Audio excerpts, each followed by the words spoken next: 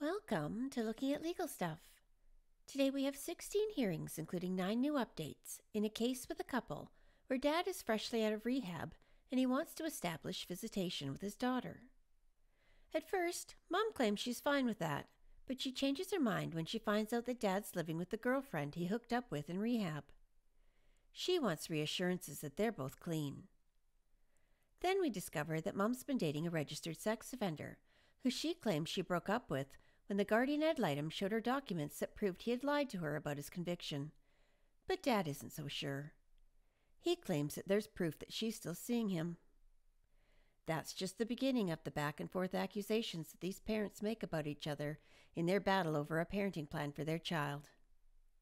Let's watch. Rhodes and Christopher, it says Robinson, but I think it's Jensen. Okay. All right. Looks like both parties are here in the courtroom. It's kind of novel by today's standards. Everybody seems to join on, so it's nice to see three-dimensionality. Let me just pull up the case notes.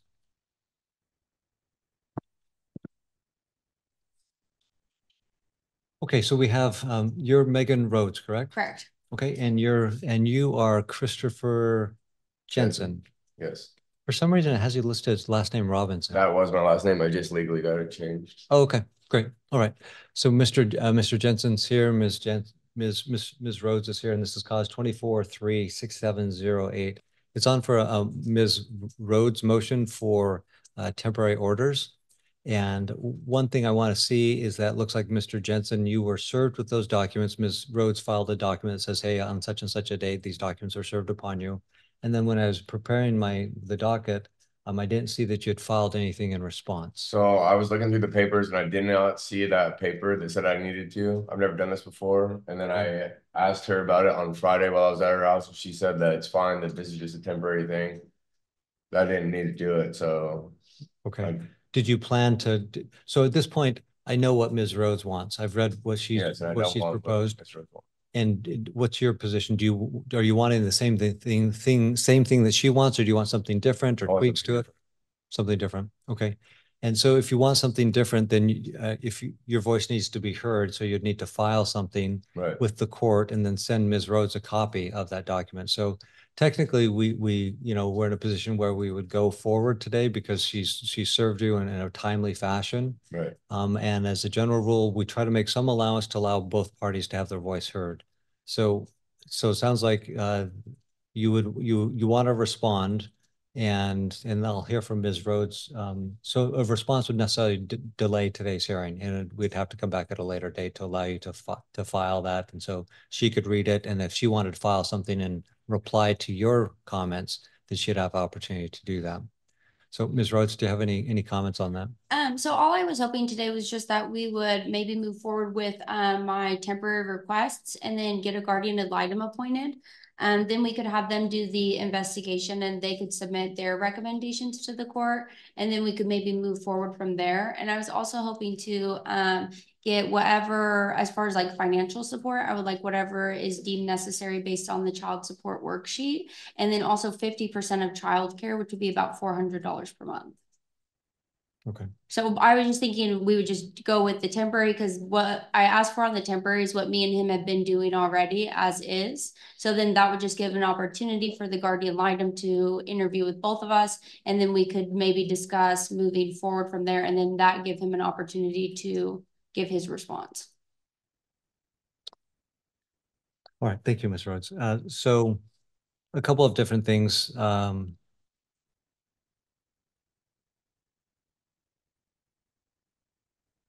I'm generally okay with an appointment of a guardian ad litem. And then that person gets on board and then would reach out to both of you, and then you'd send information back to him or her. And then they could start the process of doing their investigation and writing a report. That's generally a good idea to get that going earlier rather than later. And then as far as child support, I don't have in order to make a good decision about child support, because the concern is that if I enter a temporary order today, that becomes an order of the court. And I don't know the basis that Mr. Jensen is going to supply of what he feels the percentages should be or should not be. Certainly parties can agree to continue what they've been doing, and you can actually submit an order to the court and say that, hey, we agree to this, and the court can just sign off on it. But as a general rule, it's at least important for me to hear from both parties, to hear what your respective positions are when it comes to childcare, child support, and the like. Certainly, if the parties have been doing something, So he has up not, until now, he's given me only $350 in the last 2 months since he's gotten out of rehab. Mhm. So then that's the thing, is that I've been paying for everything. So I'm paying $800 a month for childcare. I'm paying for all the food, all of the transportation, I'm paying for her health insurance. So I would just like to have some sort of support on that. If there was a way we could even do where he's just giving me half of daycare until we get something else moved forward. So theoretically, we would be coming back in roughly 2 weeks. Okay. So I think as far as the guardian ad litem order, let's talk about that, and then we can kind of come back to some of these things that then perhaps to lift it up. So, Mr. Jensen, what is your, as far as the appointment of guardian ad litem, usually what we do, we keep a list, and then and they're kind of in a hierarchical order. Once somebody gets chosen, then they go off and then come back up to they go to the bottom of the list, and then they work their way up. So what we do is we tell you who the 3 next guardians ad litem are. And then if each one of you has the opportunity to strike one and say, I don't want that person to serve as a guardian ad litem.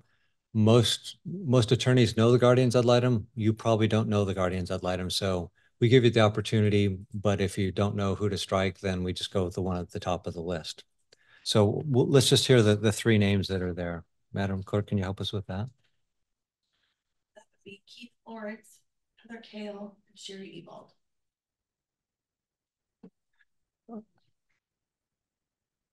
Ms. Rhodes, do you care to strike any of those individuals? I don't care to, Your Honor. Okay. Mr. Jensen? No, sir. Okay, so I'll appoint Keith Lawrence. Keith Lawrence will be appointed to be the guardian ad litem. The next step with that guardian ad litem order is that I need to fill out a couple of things, and I'll just ask for your assistance. So the child's name, is it Nora? Nora. N-O-R-A? Yes. Okay. And then how old and what's her middle name? And Mr. Jensen, how old is Nora? She's 13 months, 14 months. Okay, so I'll just put 1. Almost. Okay. Madam Clerk, the order I have here for the appointment of a guardian ad litem. Oh, got the wrong order. It's court investigator I was looking at. So, all right. So I filled out that order. I'll just briefly explain it to you.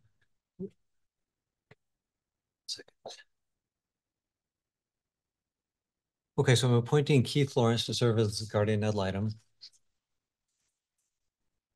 He's going to investigate all issues related to making a parenting plan for the child. And specifically, I'm asking him to follow up with any substance abuse issues of concerns related to Mr. Jensen and any other issues that discovered that could affect the safety of the child.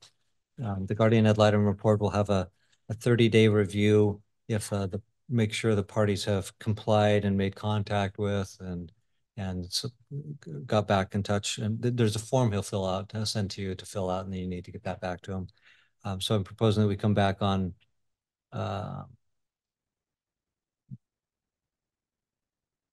we're setting the hearing for March 27th. That's a Wednesday at 9 o'clock to make sure that everybody's made contact and follow up and replied back to Mr. Lawrence. So now that we have this guy, do I still need to go do that paperwork through the court? Yeah, because at this point, your voice hasn't been heard. Right. And so Mr. Lawrence, his job is not to advocate for one party or the other. His job is to advocate the best interest of the child. Right. And that may be averse to either of your interests. So yes, you'd need Right. to submit something, correct?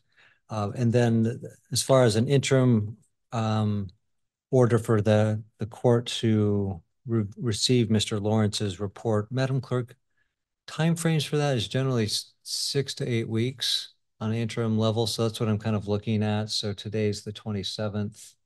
So that's 27th there. So I'm going to set the interim review for the 24th of April, April 24th at 9 o'clock.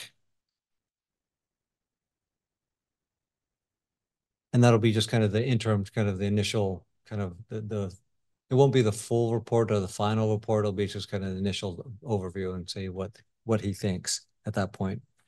So this order allows the guardian ad litem to talk to childcare providers, physical and mental health care providers, any school or daycare providers.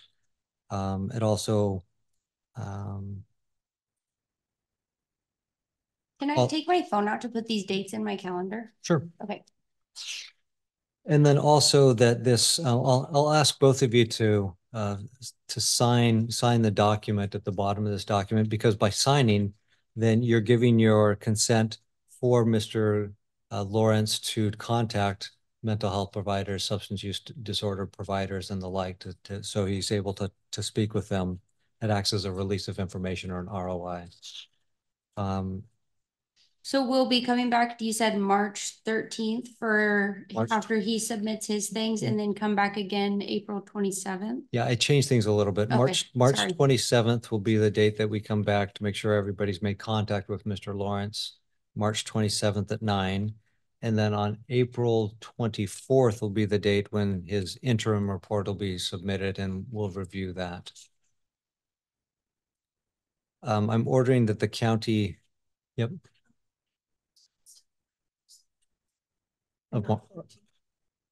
Yeah, that's maybe where the confusion came from. Thank you. Let's see.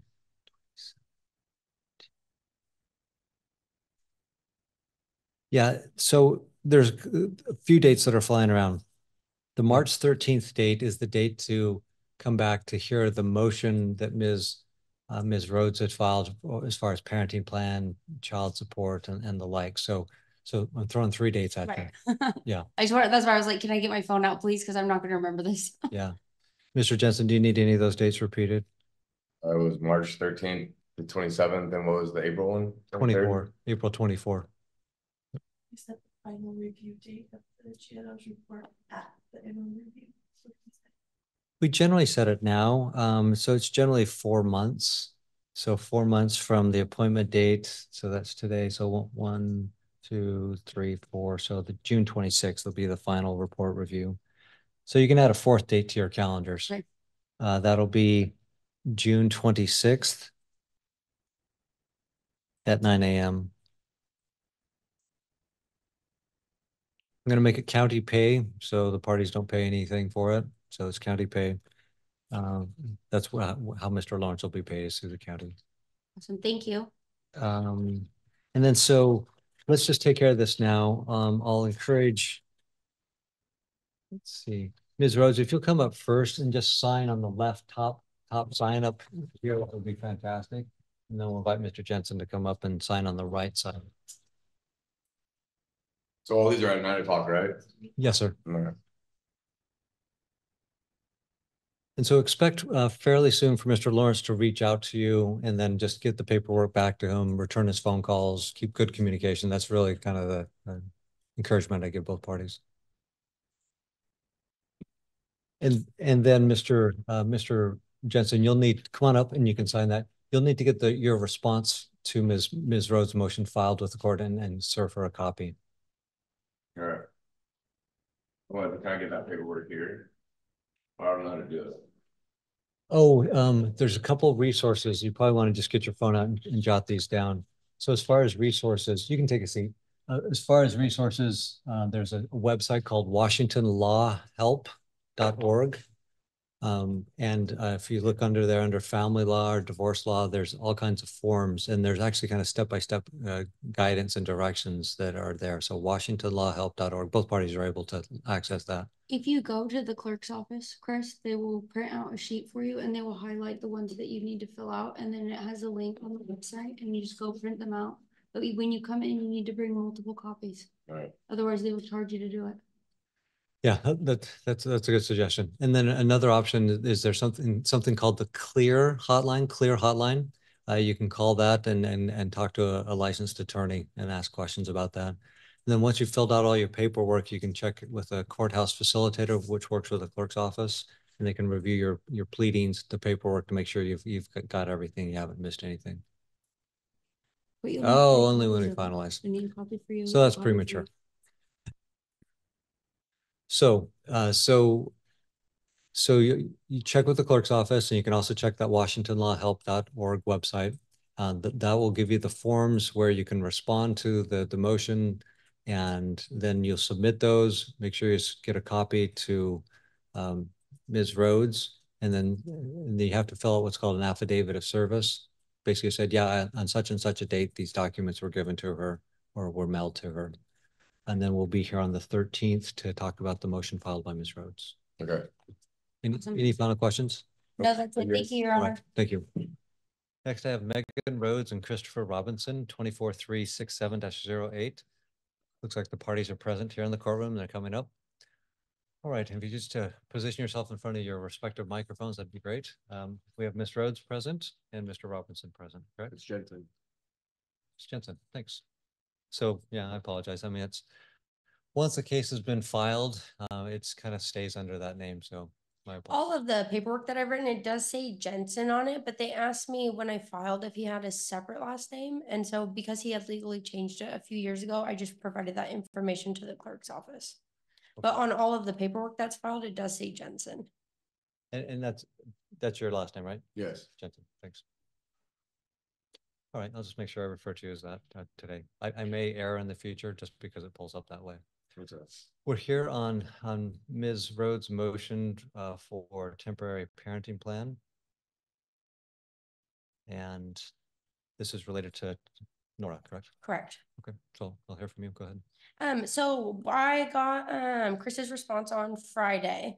I did file a declaration on Monday, but I was not able to serve it to him because it just was so fast. Okay. I do have a bench copy available in case they were not able to provide that for you. Except that But- 2-page declaration. Yeah. So what I am willing to do is, now that Chris has obtained a driver's license since when I originally filed the paperwork, is that I would be willing, because he requested to have 2 weekdays from 5 to 8 p.m. and then Friday 7 to 7. I am willing to agree to that, but I don't think that I am capable of doing pickups for every time. So what I would like to propose would be that on the days that he is having her during the week, that he pick her up from her daycare center in Woodland. And then for pickups from on my end at the end of those weekday visits, as well as at the beginning and end of the visits on Fridays, that we could meet at the police station in Woodland. Just because that is kind of a halfway point, but my oldest, she has softball 5 days a week. So it's just really difficult for me to drive down to Vancouver 3 days a week, but I am willing to kind of come to a compromise on that, is kind of where I'm at with it. Okay. Mr. Jensen. I've not been staying in Vancouver. I've been staying in Chehalis, so that's the opposite direction. And when I gave her the papers, so when I first filed them out, when we came to court last time, I didn't know how to do it. So then I got it. There was a lot of things going on. I had to go to work. I went out of town for a week. I got in a car accident, totaled a car, I had to get a car. So all this before I filed that paperwork, and like there's just so much in my head. I thought that this was going to be I was thinking about like what I wanted, and I kind of went off of what she already had. Mm-hmm. But then after I filled out that paperwork, I thought about it more. I wanted to do every other weekend. So I went to work, printed out another sheet, and I filled that out. But when I went to go turn in the papers, that's the papers I turned in. And I didn't know that till yesterday when she had texted me that she was saying that that's okay, is what I gave her previously. So I don't know what to do about that. Like, this isn't what I really wanted. Okay, so let me make sure I'm following what you're saying. So Ms. Rhodes, you were proposing Friday 7 to 7. I actually So completely would like to change that, because if he's living in Chehalis, that means he's living at the house that with the girl that he met in rehab. And so I do have concerns about the safety of the fact that he just met this woman and they both have issues with substance abuse. Okay. So then So that does change my opinion on It things. sounds like there's not an agreement between the parties. So there's no agreement. So my declaration, I would like to completely get rid of, because I had done that with the thought that he was staying in Vancouver, but I do not feel comfortable whatsoever with my daughter being around someone who also has substance abuse without there being Okay. further investigation. Abuse issues as well. We party together all the time. So just let me just kind of lay some ground rules. So one of the ground rules in court is that when the parties are speaking, I let the party speak and I don't have other people interrupt them. So each gets to say their full say. At times I may need to interrupt. And so I kind of reserve that privilege for myself to interrupt, and apologies beforehand. So there were, coming into today's hearing, there seemed to be general agreement. It sounds like that agreement is evaporated and is no longer present. So I'm not sure. I read the response in the proposed parenting plan by Mr. Jensen. I did review Ms. Rhodes' brief 2-page reply today that she filed on Monday, but it sounds like things have changed. And so with kind of new information from Mr. Jensen as far as where he's living and the like.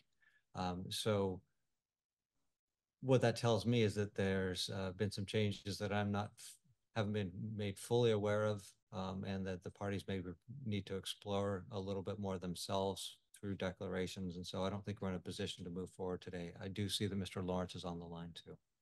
So that's kind of where I'm at. So I don't think we're in a position, unless you want me to make a decision based on maybe less than full information. I don't want that, but I do have questions about the child support and the child care costs. Okay. So as far as the parenting plan, Mr. Jensen, with So right now we have a verbal agreement, and now that I do have my license, I would like to take her on Fridays, not have her at her house. So yeah, so right now there's not a court order, so I'm not going to make any decisions on parenting plan today. So I think we need to have more information. Both parties need to submit a little more information to the court so we have a more clear view, because it sounds like things have changed with both of you actually.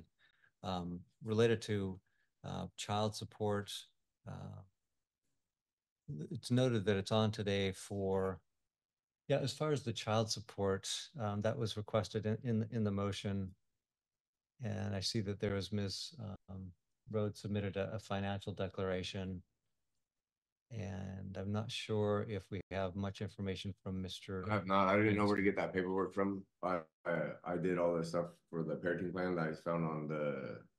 I talked to an attorney and he gave me a website to go to for that stuff. Yeah, the courts.wa.gov, the forms section. Yeah, that's the place to find all the different forms, and you can find a financial declaration in there and submit that information. So that's kind of a preview, I guess, or a foundation to your question, Ms. Rhodes, related to child support. Okay. So I'll get that paper and then get it turned in, and we got court again not next Wednesday, the Wednesday after. I don't think we have anything currently scheduled, do we? We do. Yeah, we have two more. We got 2 more, yeah. We have one in 2 weeks, then we have one, I think, a month after that. That's correct, Your Honor. March the 27th at 9 o'clock and April the 24th at 9 o'clock. And then June, it appears, the 26th at 9 o'clock. Is it June? Did I set those hearing dates? Yes. They appeared on my order of appointment, Your Honor. Okay. Okay. It just strikes me as odd when I hear future dates like 3 out there, but if it's regarding ad litem review, okay, that makes a lot more sense to me. Okay. So March 27th, there'd be a 30-day review of the party's compliance with, and kind of just making sure you connected with the guardian ad litem and payments going forward. And then we've got an interim review. So if the parties are coming back on the 27th, that's 2 weeks from today. We could address the parenting plan issues if you can get your declarations in quickly and then submit your financial information. Then we can address both of those issues on the 27th. Sweet. So Okay. Let me just double check with Mr. Lawrence if he has any comment other than what you shared. Your Honor, I have made contact with both parties, Ms. Rhodes, primarily through emails, and Mr. Jensen. We have conversed on the telephone a couple of times. I have an appointment scheduled for a week from this Friday to meet with both the parties. It's going to be a little bit strange as I'm observing a visit with Nora by Mr. Jensen at Ms. Rhodes' home. So we probably won't get our initial appointments completed at that point, our initial interviews completed, but at least we're making contact and moving forward. Okay, great. Appreciate the parties making good contact with Mr. Lawrence. So we'll be back here on the 27th. When we come back on the 27th, we're going to look for updated information from each of you related to the parenting plan, and we'll look for updated information on financials, so we can talk about child support. So right now, am I getting the paperwork again and serving it back to her? She's serving it to me again? Are we just gonna talk about what we want now? Yeah, so I have your proposed parenting plan. I have your proposed parenting plan. I don't know if that's changed. Yes. So if it has changed, you'd need to resubmit to the court and also give a copy to the other side and also to Mr. Lawrence. And then same thing with like financial information. You'd need to provide a copy to Ms. Rhodes and also a copy to Mr. Lawrence and file one with the court. Yes. And then if you have any declarations about kind of providing explanations about the parenting plan or the child support, then you'd need to submit a declaration, file it with the court, provide a copy to Ms. Rhodes or to the other party and also Mr. Lawrence. All right. Okay, Great. Thanks. All right. thank you. Thanks.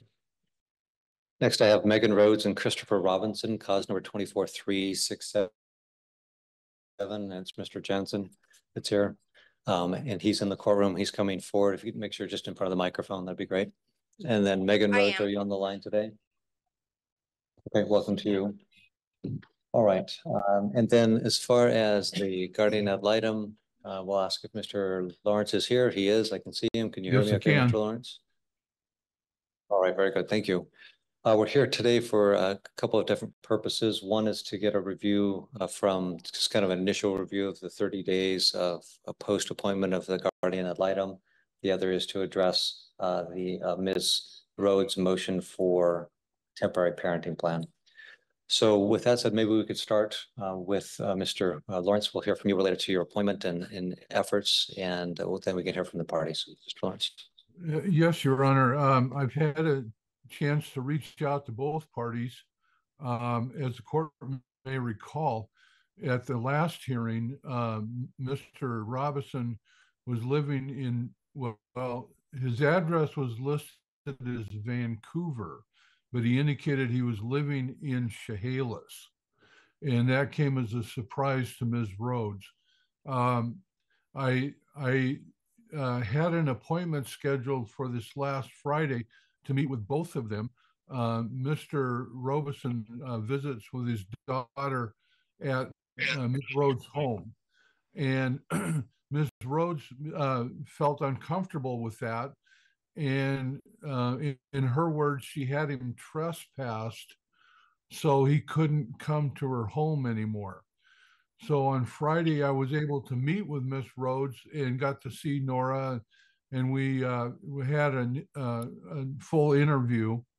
I got an email from Mr. Robinson indicating that he wanted to reschedule.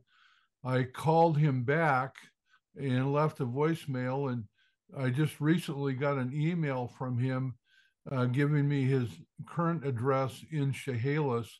And I have emailed him back proposing 2 home visit days, either on Tuesday or Wednesday of next week. And I'm awaiting his reply. So that's where we are from my end of it. Okay. I replied back to you this morning and said Tuesday at 3 o'clock works. Great. All right, great. Well, good. Well, I appreciate the good communication between Mr. Lawrence and both Ms. Rhodes and Mr. Jensen. That's fantastic. That's what we're hoping for, is to have that good communication continue. So I appreciate that. Well, me and Ms. Rhodes are no longer in contact. She said that she wants me to go through her attorney, and I don't know who her attorney is anymore, or now. Okay. Let's pause on that just for a second. Mr. Lawrence, anything else on your end as far as updates? Not at this point, Your Honor. All right, great. Thank you. Ms. Rhodes, as far as the court file, that shows that you're still representing yourself. Is that accurate? Yes, it is. I did speak to an attorney, and she is the one that recommended that I cancel home visits at my home moving forward until we have a temporary parenting plan in place. Just because also when we were at court last time, you were talking to somebody else about how difficult it is to get a child back if another parent takes that child. So I just have a lot of safety concerns as far as Chris is concerned. Are you representing yourself? So I just... And that's yes. your plan moving forward, representing yourself? Okay. As of now, All right. yes. All right. So at this point, we've kind of finished the first portion of the hearing related to the guardian ad litem. The next portion, it relates to the Ms. Rhodes' motion for a temporary parenting plan, which she filed back in February. So I've read the input from Ms. Rhodes, and I've also read the input from Mr. Jensen. So Ms. Rose, this is your motion, so I'll hear from you, and then we'll hear from Mr. Jensen. And then before we do that, let me just double check with the parties. The guardian ad litem has been appointed to do some investigation, and that's largely aimed towards a temporary parenting plan. And so he's just getting going with his investigation. Sounds like he's met with Ms. Rhodes, and he'll be meeting with Mr. Jensen on Tuesday afternoon this coming week. With that being on the horizon, he will gather that information and talk to other people, and then he'll write his report, which is directly addressed to the parenting plan and the best interest of the child or children. So I'm just wondering if it would be prudent to pause on this motion related to the temporary parenting plan brought by Ms. Rhodes until we have that more full information from Mr. Lawrence. I'll hear from you, Ms. Rhodes. So that is basically what I would also like. So I filed a new temporary proposal, but mostly just stating that I think that the living situation needs to be investigated. And if, you know, Mr. Lawrence deems that it's a safe and stable and healthy living situation, then I would be fine going to like a more traditional parenting plan where Chris could have Nora maybe every other weekend. But as of right now, it just doesn't really feel very safe or very healthy, just from my perspective. So I just want Mr. Lawrence to have the time to look into something like that before I'm like would feel comfortable just sending my baby over there. And that's where you would send in an updated parenting plan where your recommendation was a Thursday afternoon start time to Monday morning for residential time for Mr. Jensen. Yes, every other weekend would be what I would like. But again, that would be, you know, following the investigation that Mr. Lawrence does. Because if there are issues with the home, with the living situation, with the stability of all the stuff, being that both of them, you know, just got out of treatment, it's a new relationship. Like I have concerns about, you know, where's my baby going to sleep? What's the house like? You know, things like that, where it's like, I don't know this person at all. And that's, you know, 45 minutes away from me. And I've been the primary caregiver her entire life. So I just want to make sure that she's safe prior to agreeing to that. But if, like I said, if Mr. Lawrence deems it safe, I would be happy to agree to something like that. All right. So your preference would be to hold off a bit on the motion until we hear more from Mr. Lawrence. Yes.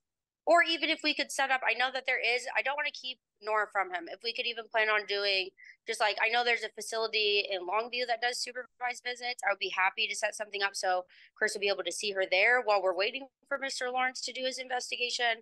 Because I don't think that it's fair to Chris that he's not seeing her at all. I just don't feel comfortable with him taking her, and I don't feel comfortable with him in my home. Okay.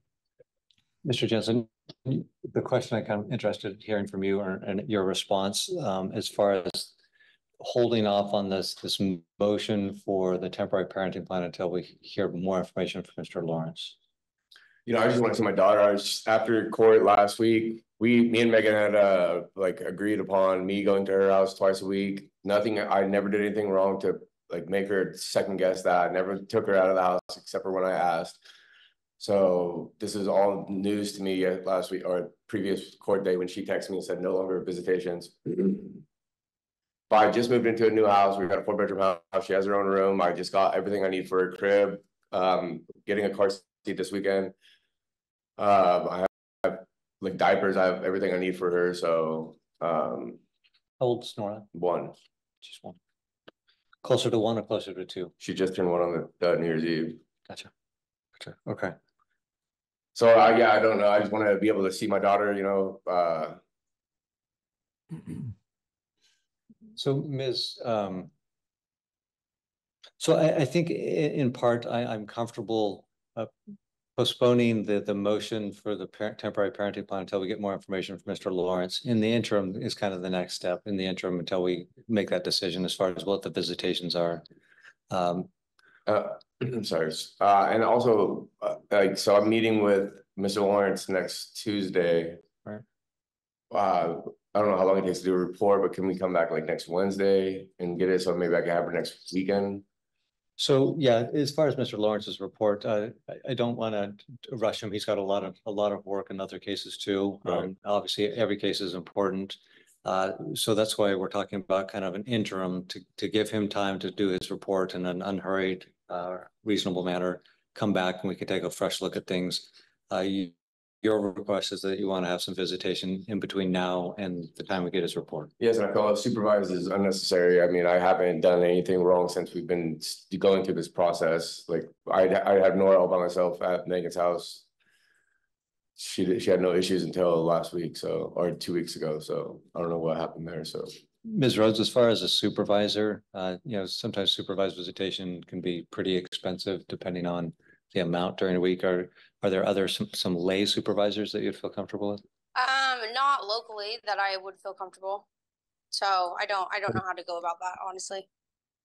When you say locally, what does that mean? Like, I mean, I don't know anybody that would also like want to or would be willing to even spend time with Chris to supervise. Okay. Mr. Jensen, do you have any potential people that could act as a lay supervisor? I'm not sure. Okay. Your Honor, yes. There is a review hearing scheduled for April the 24th at 9 a.m. Okay. I should be able to get enough information about the home, Mr. Jensen's new girlfriend, to be able to at least answer some basic questions as to safety for visits. Okay. Okay. It's a month away. It is a month away. Right. Yeah. So I think it's important that there be visitation. Child's young, and so the frequency of visitation is important. There's also some concerns related to that are just haven't been vetted yet, at least from the court's perspective, that Mr. Lawrence will be investigating. He'll have an update for us end of April. So I am going to allow visitation to occur with Mr. Jensen and Nora, the party's child. And recognizing the expense involved there, and the reason I say expense is that there's no party has provided an option of a lay supervisor. So at this point, it'll be professionally supervised. It can be up to 2 times per week for up to 4 hours each visit. And so there's a couple different places. I know there's a professional supervisor outfit here in Longview. I'm assuming Lewis County has something there also, but the parties can do that and they need to make arrangements prior. And then as far as the visitation occurring, then it would be 2 times a week for up to 4 hours each visit. So that'll be the interim until we get back here on April 24th, where we can take a look at things fresh. Okay. So that's expensive? You know, I think it's expensive. I think they charge $25 an hour. 40 an hour. I believe it's 40, Your Honor. Or 40 an hour. So that's why I say expensive. It adds up quick. It adds up really quick. So that's, I think, given the current status of the case, I'll draft that into an order that I'll get filed and the parties can take a look at. And then we'll be back here on April 24th to take a look at things fresh. Sweet. So also I was hoping that we could address the financial declaration that he provided to me. So he does not have his girlfriend's income listed in section 4B. So also, he has 2 jobs. Done for today, Ms. Rhodes. We've addressed the issue that's before us, which was the parenting plan and the 30-day review. So any issues related to financial status will need to be saved for a different day. Okay. All right, that'll conclude the hearing. Thank you. Thank you, Your Honor. And so since she's gone already. She said that she no longer wants contact with me. Like I can't contact her. So how do I go about this visitation situation? She's not on the line, so we're not necessarily free to discuss the issue. You know, there needs to be some type of communication related to setting up a visitation. So, maybe sometimes voice contact is difficult for parties that are struggling to communicate. So maybe text messaging might be a better way to go. As long as she never texts me back. I've tried to text her multiple times since then, and because I've said it to my step that she doesn't allow me to see my daughter now. All right, thank you, Your Honor. Okay, thanks, Mr. Jensen. All right. Any other matters, either folks that are on Zoom or folks that are here in the courtroom, as far as a motion to continue the case to a different date or a motion to strike or just not have the matter heard? Anybody? Hi, this is Megan Rhodes. I would like to petition for a continuance. I sent you a screenshot in the chat. My baby is super sick. She's been throwing up all morning. I had to go pick her up from daycare, and I think that I may end up having to take her to urgent care if that doesn't stop. Okay, and this is case 24-36708. Ms. Megan Rhodes is on the line. I'll ask if Christopher Robinson, it's noted, and is on the line. Are you on the line? You're present? Oh, there you are. Okay. And I forgot, you don't go by Robinson. Say it again. Jensen. Jensen, that's right. All right, and then Keith Lawrence, are you on the line?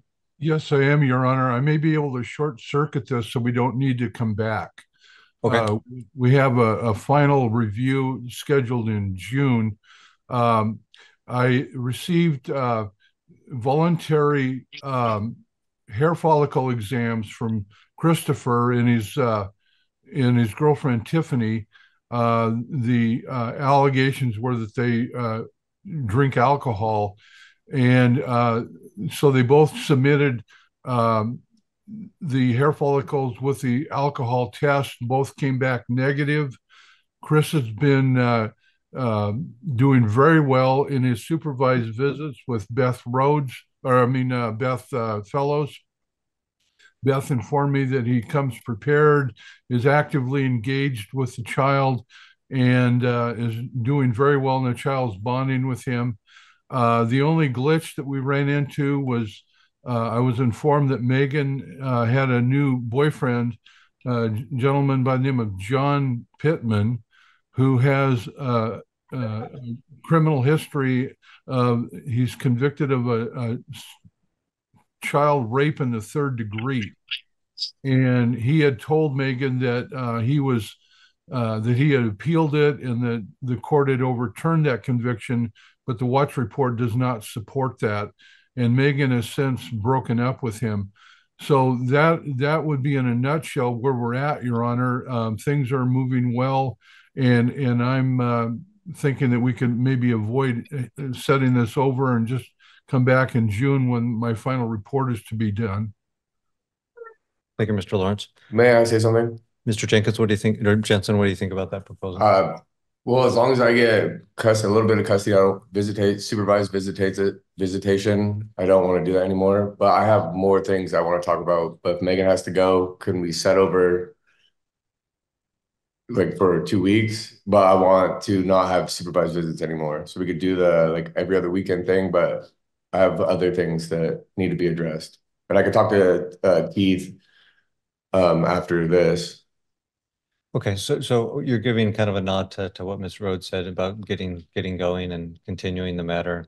And Mr. Lawrence, what do you think about that as far as just Ms. Rhodes' need to get going? That's fine, Your Honor. Okay. So we're looking at, there's a proposal. Sorry, my baby's throwing up in my hand really quick. Can you just give me 1 second? Sure. Yeah, sorry. Sorry. Okay, just 1 moment, please. Yeah. Okay, I'm so sorry. Zero worries. So would May 8th work? May 8th? May 8th is 2 weeks from today. Yeah. That's fine. What's going to happen today, though? Like, do I still have to do the supervised visits? Nothing would happen today. It would be just setting the matter over so we can talk a little bit more. Well, I don't know. I just don't want to do the supervised visits anymore. It's really expensive. Keith has said that I'm doing well. So is there any way that I could get Nora for the weekends? Ms. Rhodes, do you have any, based on Mr. Lawrence's input related to the negative alcohol test and good reports as far as the visitations, do you object to lifting the professional supervised visits requirement? Request with it would be just that he would get her Thursday evenings and then drop her back off Monday mornings at daycare. And then if he's going to drop her off Mondays, it would be nice if, because I pack her lunch usually for the entire week on Mondays, if he could have her lunches for that week as well. Okay, so Thursday, what time would be the exchange? But Whenever he gets off work, he could pick her up from Okay. daycare, and then on his way to work, he could drop her off. Okay, so you're okay that it's not supervised and the visitation would be Thursday 5 p.m. until Monday at school. Yeah, that would be fine with me. Okay. Because I'll- like I said, all I wanted was just to make sure that it was a safe living situation. So now that that has been established, it's like I have said so many times, I have no intention of keeping Nora from him. There's no way for me to verify that that's going to be a good place for her. Okay, so let's go back just a little bit. Do we need to set it over 2 weeks, yes, even though we've talked about this Yes. issue? Okay. there's other issues. All right. All right. So what I'll do, Ms. Rhodes and Mr. Jensen, I'll draft an interim order allowing for the parent residential time to be Thursday 5 p.m., Monday at school for Both Father's weekends Day. or just every other? And I think it was it alternating? Every other, it was alternating is what we had agreed to. Well, we haven't agreed to anything, so I mean, I would like to also spend time with her. So You it's, get I it- mean, you get it during the I'm at week. work during the week. So So- it's not like I get that time with her. Sure. So one thing that, if the parties agree to a particular parenting plan, I'll go with that. If we're not there's- gonna agree. If there's not agreement, then there's not agreement. And so we stay with the existing. So every other, Yeah, if the parties agree to alternate weekends, Thursday 5 p.m., Monday at school, then I'll draft that order now okay. and file it. That's fine with me. Okay, so then we'll come back on the 8th of May at 9 o'clock. Okay. Okay. And then, so do I pick her up this Thursday then, tomorrow? Ms. Rhodes? That's fine with me, I guess. Okay. Okay. All right, we'll be back on May 8th for additional review. Thank you very Okay. much. Thank All you. right, thanks. Thank you, Your Honor. Megan Rhodes and Christopher Jensen, 24367-08. Mr. Jensen's in the courtroom coming forward. Thanks for your patience, Mr. Jensen. Ms. Rhodes, are you on the line? Ms. Holder. Good morning, Your Honor. Yes, I'm here representing Ms. Rhodes and she is on the line. Okay, let's see. 1 second.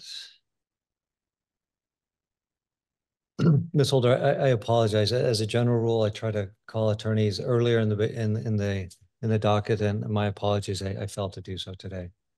Knowing that, Your Honor, next time I'll be sure to put in the chat box. Yeah, that's helpful. Thanks. Okay. So Mr. Jensen, we were here on the 24th of April. We had a hearing at that time. There's visitation that was afforded unsupervised visits Thursday to Monday at school. I think simply we're here on a review hearing. Ms. Holder, you've filed a notice of appearance. Is that accurate? Yes, Your Honor, I believe my office has filed one for me. Okay. I assume it's in process. Maybe that was part of the reason why I didn't catch on earlier. It still hasn't hit the court file, so just double check to make sure that occurs. So let me just ask Mr. Jensen, what's your understanding of the purpose of today's hearing as far as a review? I thought it was just the GAL review, I think, but I just wanted to state that I have seen pictures on social media of Megan drinking, and I've heard from other people that she was drinking and doing drugs. I did a hair follicle test. I was just going to ask the court, ask her to also do one. What type of test did you say? A hair follicle test. Hair follicle. Okay. All right. And so kind of ask the same question, Ms. Holder, you can address any of those issues that Mr. Jensen brought up, but just as far as your understanding of the purpose of today's hearing. In reviewing the court files, Your Honor, I'm not exactly sure what the purpose of this hearing is. It looks like the last one, there was a continuance requested for my client due to a sick child.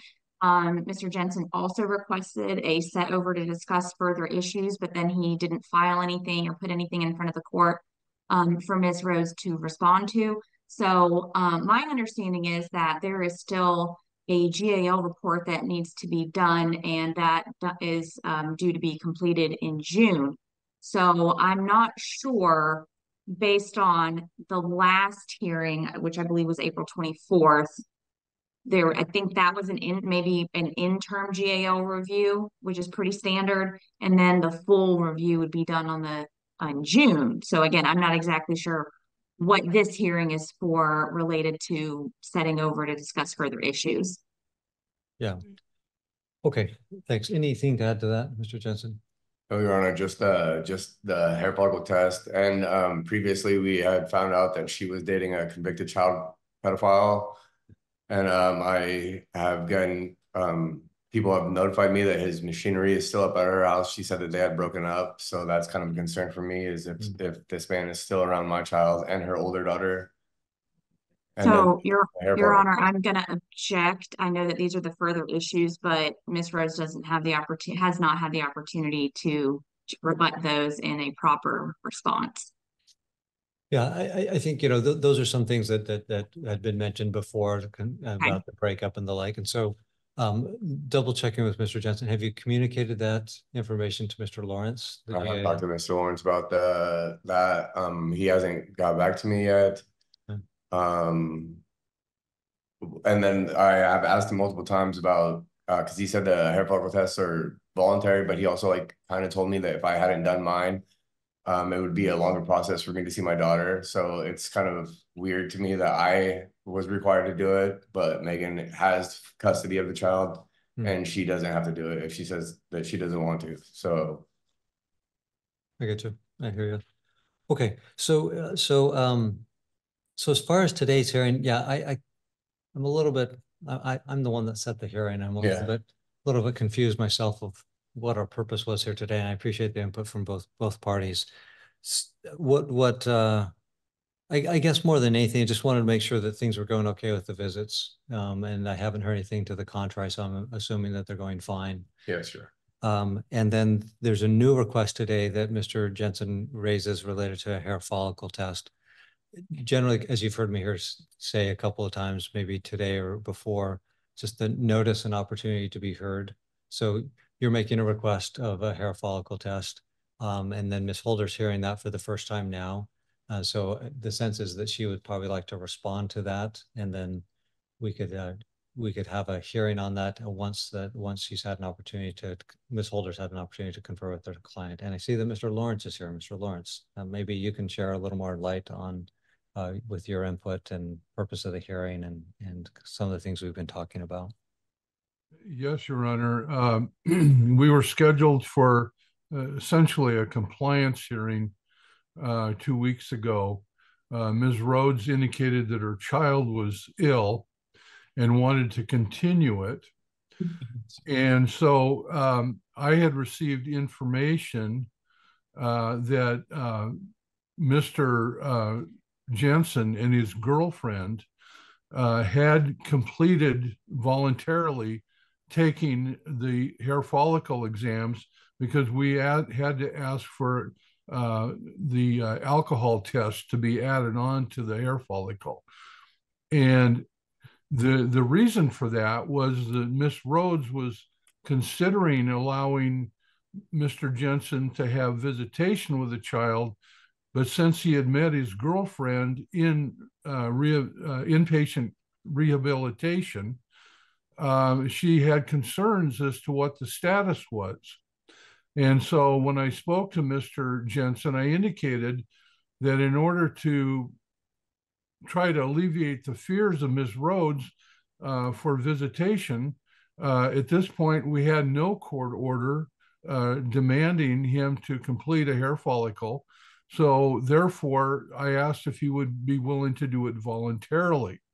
And since his girlfriend is not a party to this proceeding, I asked that if she would do one voluntarily as well, which they both did, and they came back negative. Then I found out that Megan may very well be seen a convicted sex offender, a gentleman by the name of Pittman, John Pittman. And so I spoke to her about Mr. Pittman, and I had received a copy of his watch report through the Washington State Patrol showing the conviction, and I sent it to her, and she had indicated that he had told her that that had all been overturned, but there was no indication in the watch report that there was any appellate decision on that. And so she then provided me with a copy of a text message where she alleged that she had broken up with Mr. Pittman. Now I find out that there is, I'm not accusing anybody at this point, but I'm finding out that there are now new apps or programs where people can set up bogus text messages to try to pass them off as a real communication.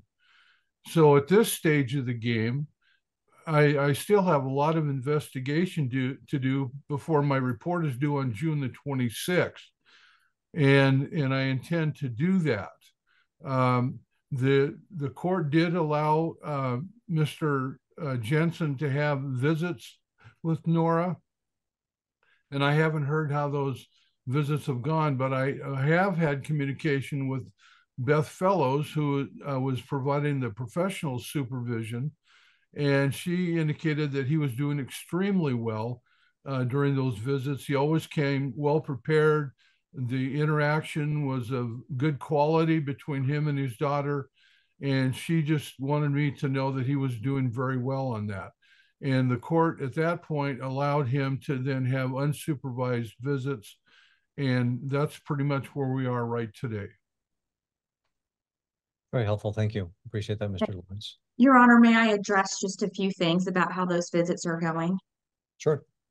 My understanding is that it is a every other weekend visitation schedule. One has taken place, one is going to take place this weekend.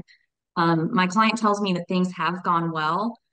There is just one thing that is troubling. The last time when the child was returned to her, she was wearing the exact same clothes that she was wearing at drop-off, and that she had very bad diaper rash. And we are planning to submit those as a submission, the photos to the court as sealed. So visitations are going well.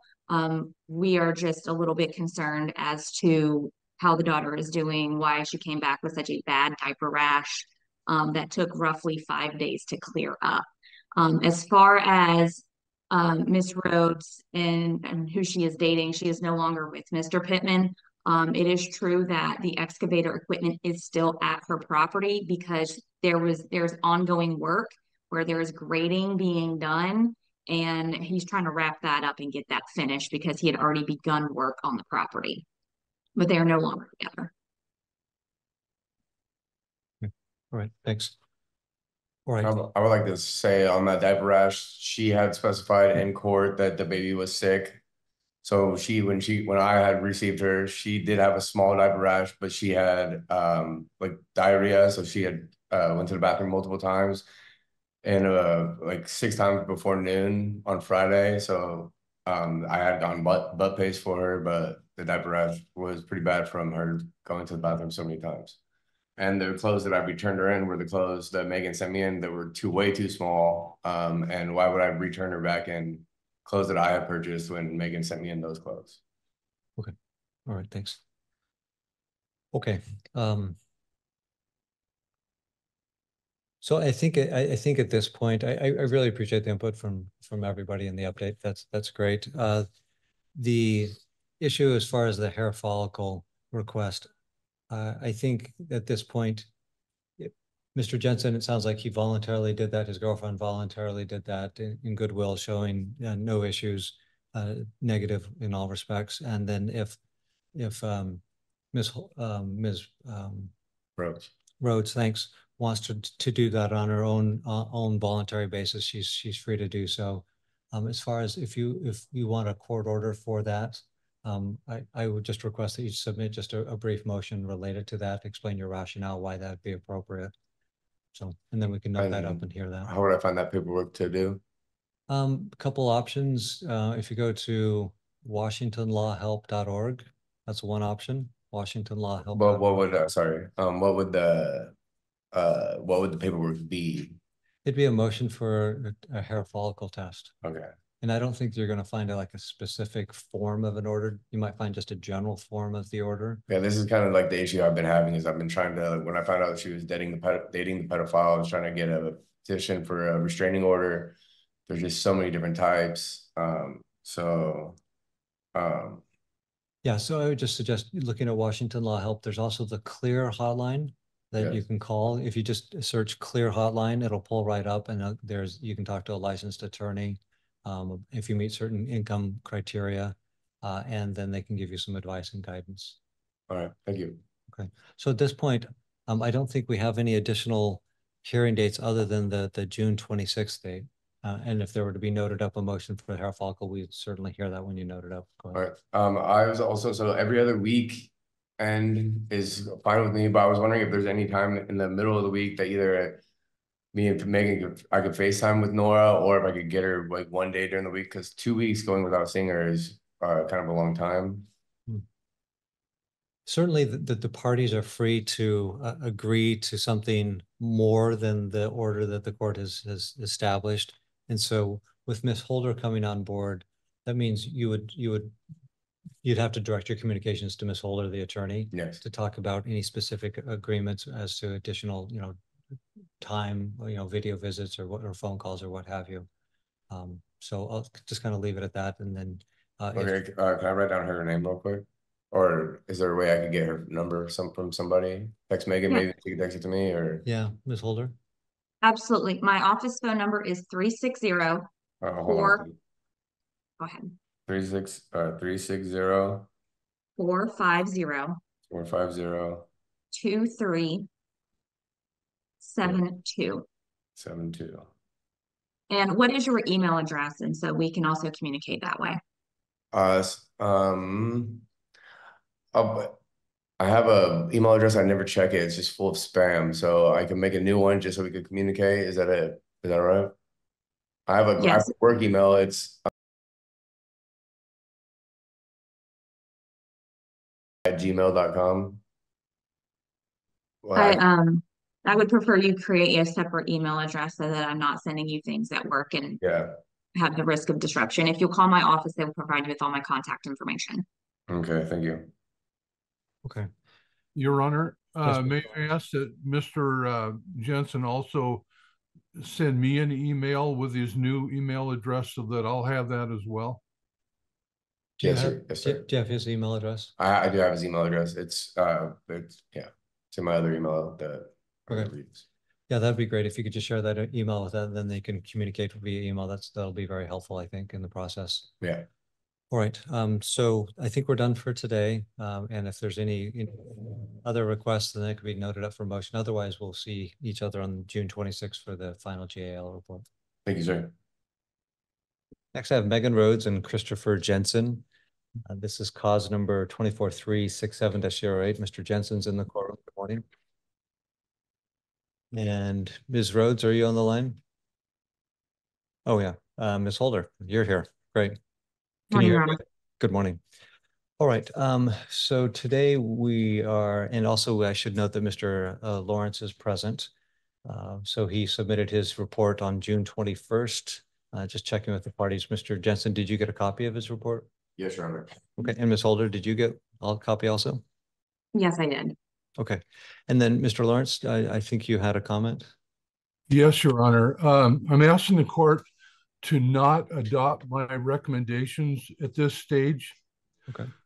When on last Friday, when I was done with the report and in the process of filing it, I was informed by Twyla Corey, who is the guardian ad litem in the John Pittman matter, that Mr. Pittman is a registered sex offender. I was aware of that, but he was dating Megan Rhodes. And it was my understanding, Ms. Rhodes provided me a copy of a text where she indicated she was breaking up with Mr. Pittman due to his prior criminal history. Ms. Corey indicated to me that it became aware to her that Ms. Rhodes and Mr. Pittman may have been wanting to just simply remain as friends until after the court proceeding, and then they were planning on getting married later this year.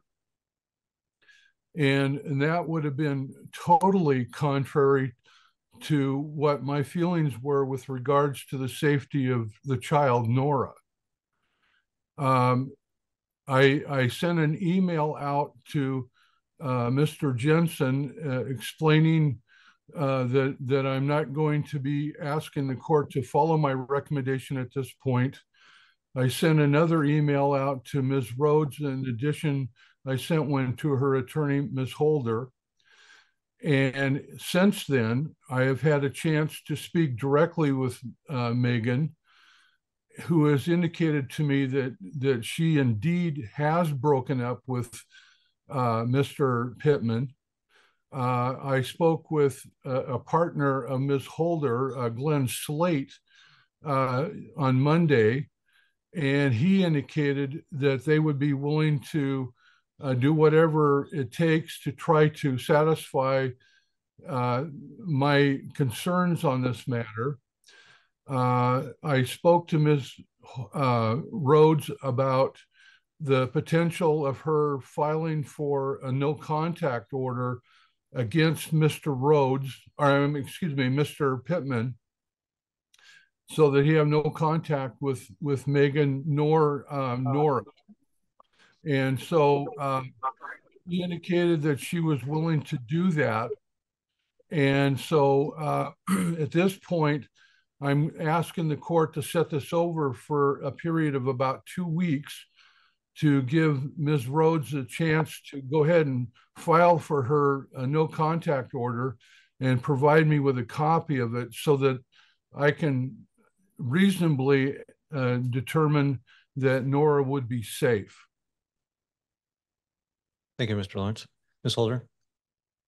Yes, I would be fine, and my client would be absolutely fine with a 2-week set over to address this issue. As I mentioned at the previous hearing, I represent both Ms. Rhodes and Mr. Pittman, so I would not be able to represent either one of them at a hearing for a protective order, as it would be a conflict.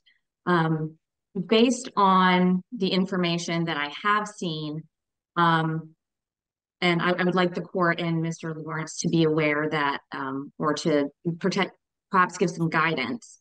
In the event, should Ms. Rhodes not allege anything at a protective order hearing that would rise to the level to meet the legal standard of stalking, harassment, coercive control, or anything of that nature under the statute, is there anything that Mr. Lawrence is aware of that perhaps I am not, that Ms. Rhodes could base a protective order off of? Well, it seems pretty obvious, Your Honor, that if he is a convicted sex offender and is hanging around a woman who has a 1-year-old daughter that is the subject of this proceeding, that there is an inherent risk to this child. I would also like to just clarify that if Ms. Rhodes were to go to a protective order hearing, in the event that she was not able to get a protective order, I would like the court and Mr. Lawrence to note that in the event she's not able to secure that she has done, she has willingly pursued one. And I would like the court and perhaps Mr. Lawrence to note that, in the event that she is not able to secure one, that would go toward Mr. Lawrence's report, and that he would note that she was more than willing to, and she in fact did pursue a restraining order or a protective order. That doesn't satisfy my concern at all. If there isn't a protection order or no contact order, I may have to reconsider my recommendation totally and consider recommending that the court award custody to Mr. Jensen. I was assured by Mr. Slate. Excuse me, Mr. Lawrence. So applauding during the middle of court is wholly inappropriate. Yeah, don't do that again. There's not to be shown. The thing is that there's attempts to sway the court in different ways, and that it's wholly inappropriate for there to be applause. And I'll just strongly warn you, do not do that again. And the warning goes to obviously everybody. If you can't control yourself, you can obviously remove yourself from the courtroom. I won't tolerate that. That's wholly inappropriate. I don't know where you get off thinking that it would be okay, even in the first place, to applaud. This isn't a concert. There's not, these are people's lives. These are children. And so do you have any questions about the court's directive to never do that again? Do you have any questions? Pardon for the interruption, Mr. Lawrence. Go ahead. Anyway, I would have to reconsider my recommendation and potentially recommend to the court that the custody situation be changed to Mr. Jensen. I realize that he has some issues himself, but I'm extremely concerned about this contact between Mr. Pittman and Nora. Okay. Ms. Holder, any further comments before we hear from Mr. Jensen? Yes, again, because I'm not able to represent either Mr. Pittman or Megan Rhodes at a presumed hearing. I just want Mr. Lawrence and the court to just be aware that it could potentially be a hard burden to overcome for that preponderance of evidence standard, and that I do not want Ms. Rhodes being penalized if she's not able to overcome that burden. Thanks. Mr. Jensen, any comments? Yes, I just asked Megan's already lied multiple times to the court and to Mr. Lawrence about the situation. So I asked that Nora be put in my care until she could prove otherwise that she has not been around John Pittman. Okay. His machinery's still been up at her house, so they've still been having contact. What's your position regarding Mr. Lawrence's suggestion of setting it over 2 weeks to allow a potential no contact order to be entered? Well, that's what I'm saying. For this 2 weeks, can I have her care? And then if she does get it, we can go back to doing what we're doing now. Okay.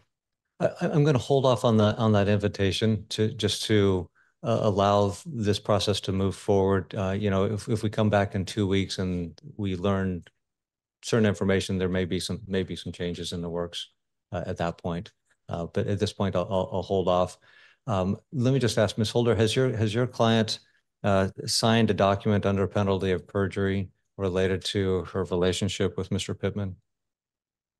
Yeah, I believe, I'm not sure if she has or not beyond what she has talked to Mr. Lawrence, but I would happy to get a declaration or affidavit and have my client sign that and send it over to the court. And just so the court is aware and Mr. Lawrence is aware, that machinery was moved before 8 a.m. yesterday morning. It is no longer there. All right. So it sounds like there's no prohibition or no objection to setting the matter over 2 weeks to the 10th of July, 9 o'clock in the morning, to allow exploration and possible entry of a no contact order prohibiting Mr. Pittman from having contact with Ms. Rhodes and the child. We'll see where that goes, and then we'll be back here to review that, and we'll entertain any motions such as changing custody to a different parent, specifically Mr. Jensen. We'll address that in 2 weeks. Thank you, sir. Thank you, Your Honor. Next, I have Megan Rhodes and Christopher Jensen, cause number 24367-08. And there we have Mr. Jensen coming forward. He's present in the courtroom. And then Megan Rhodes, are you on the line today? All right, Ms. Holder's here, I see, representing Ms. Rhodes. She's present. And I see that Mr. Lawrence is also present, the guardian ad litem. On last time we were here on the 26th of June, we postponed any adoption of the GAL recommendations related to Mr. Pittman, who's the boyfriend of Ms. Rhodes. Ms. Rhodes was given some time to seek a no contact order related to Mr. Pittman. I presided over the hearing or the docket, the protection order docket on Monday.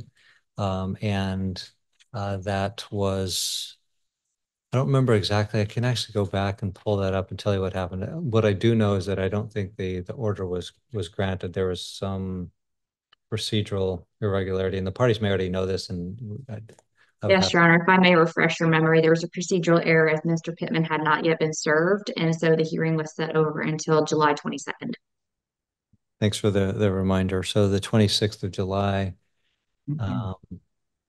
Saturday, 22nd of July at 1 p.m.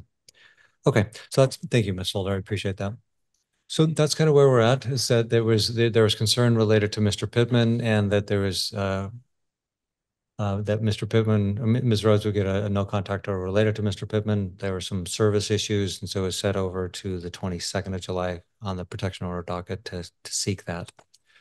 So that's kind of where we're at this point. I'm not sure if there's much we can do today related to that, but I'll hear from the parties. So Mr. Lawrence, and then Ms. Holder and Mr. Jensen. We'll just hear from you in that order, please. Your Honor, this morning I was able to review an email from Ms. Holder indicating that Ms. Rhodes has some information that there are two issues that could affect the sobriety of Mr. Jensen.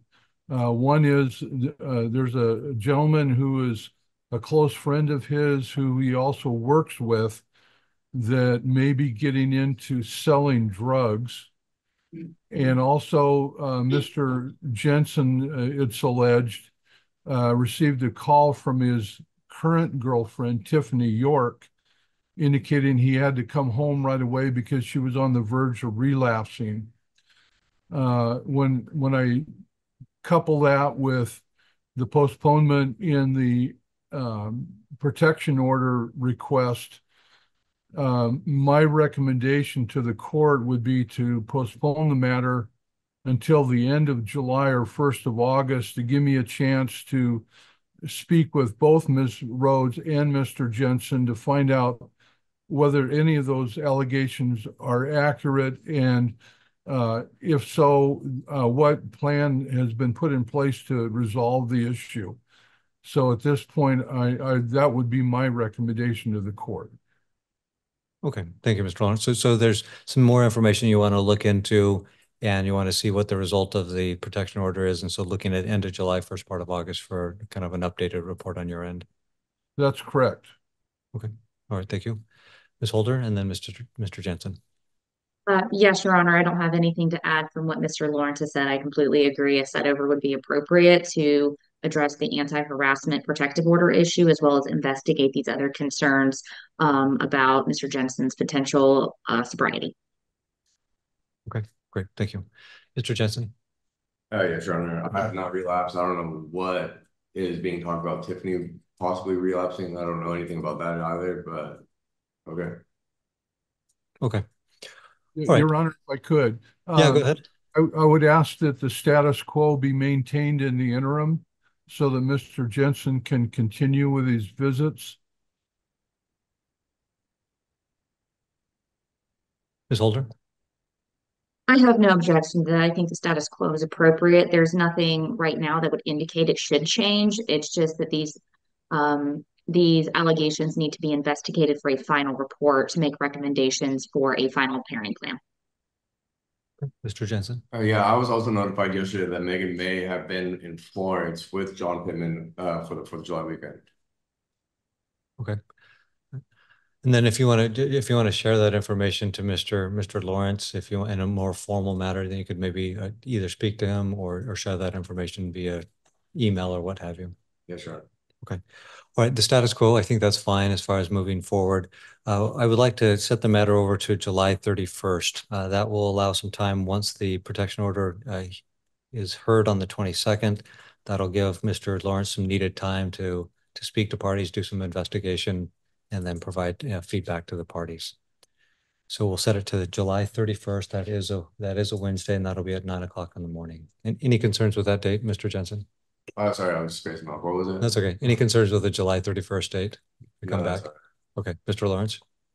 No, the only aspect of that, Your Honor, is I've already been reimbursed for my services in the matter. I'd ask the court to consider giving me an additional about 5 hours.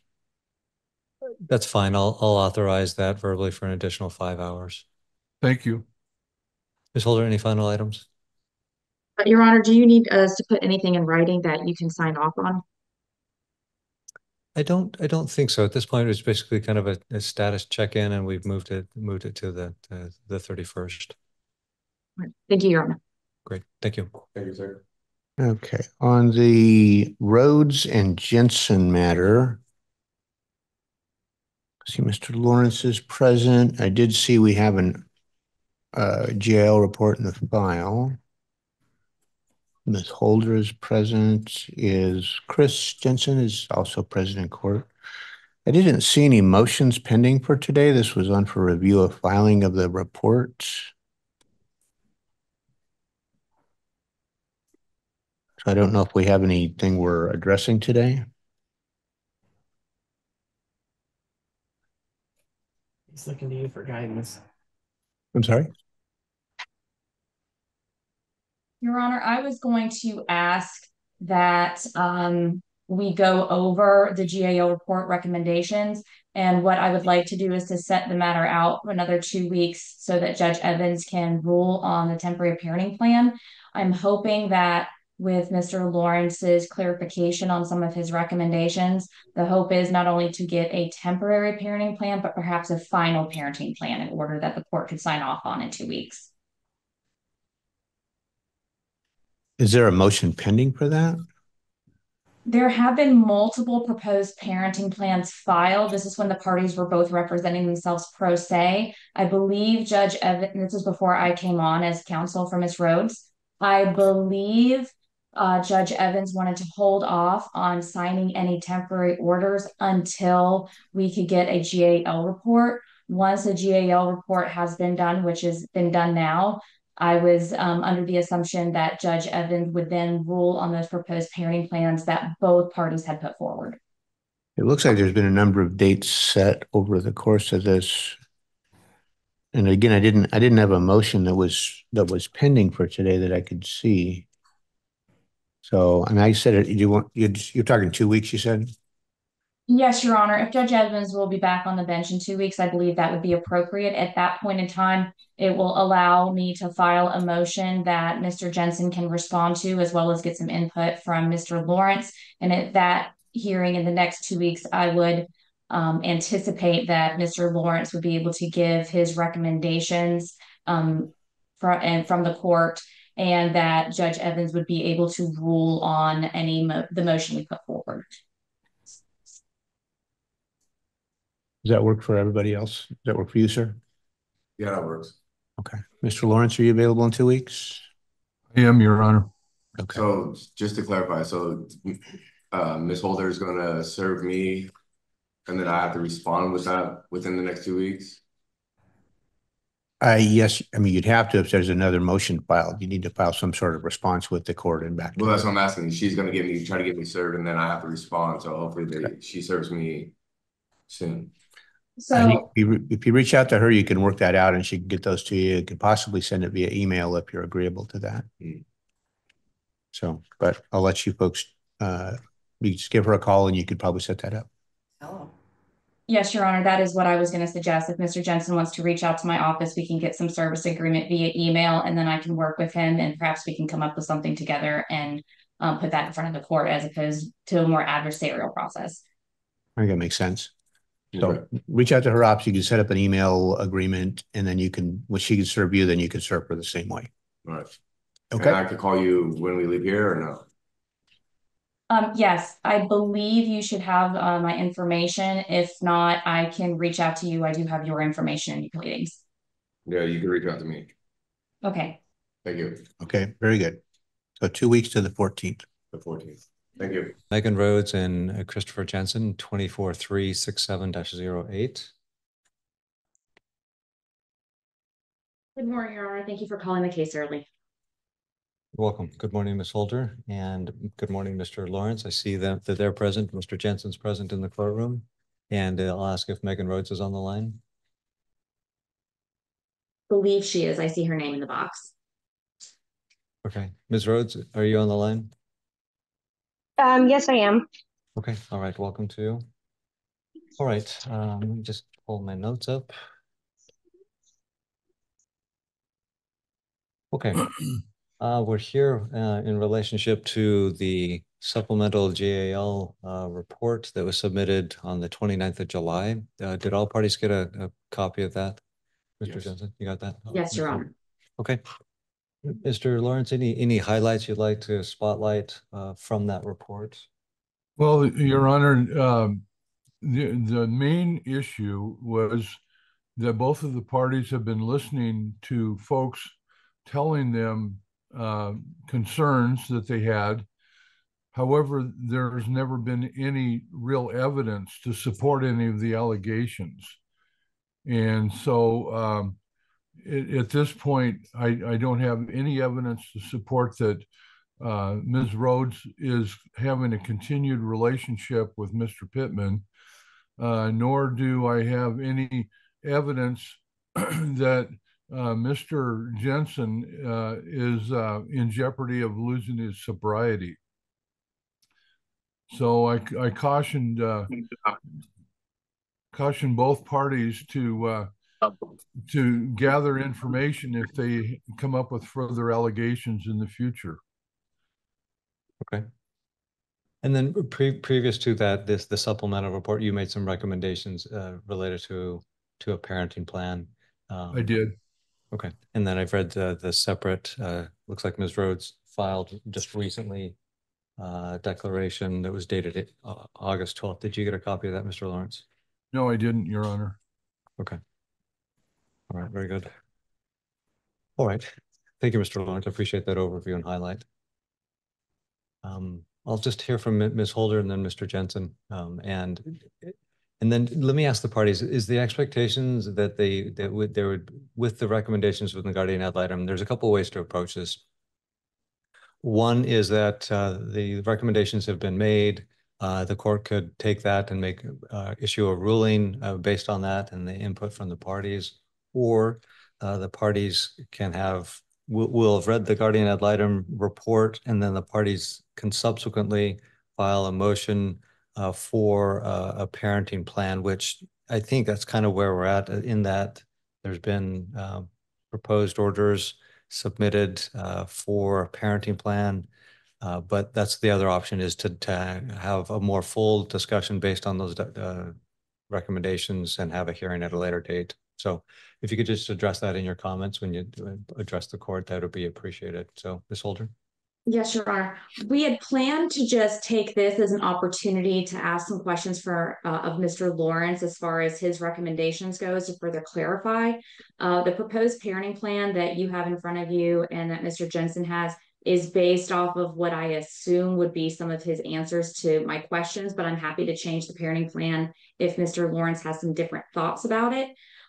We were going to file a temporary family law order after this to put the parenting plans into place, as well as child support worksheets and a proposed child support order, as that would be necessary in this case as well. So this opportunity for today is more or less to ask Mr. Lawrence some questions so that the court can take that clarification of his recommendations into consideration when looking at both my proposed parenting plan and Mr. Jensen's proposed parenting plan. Then we could set this out for 2 weeks and come back with any amended issues in our parenting plans, as well as a temporary law order for the court to sign off on, and also rule on child support issues at that time.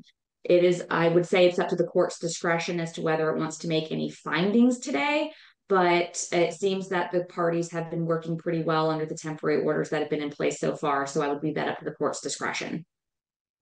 Thank you. Mr. Jensen.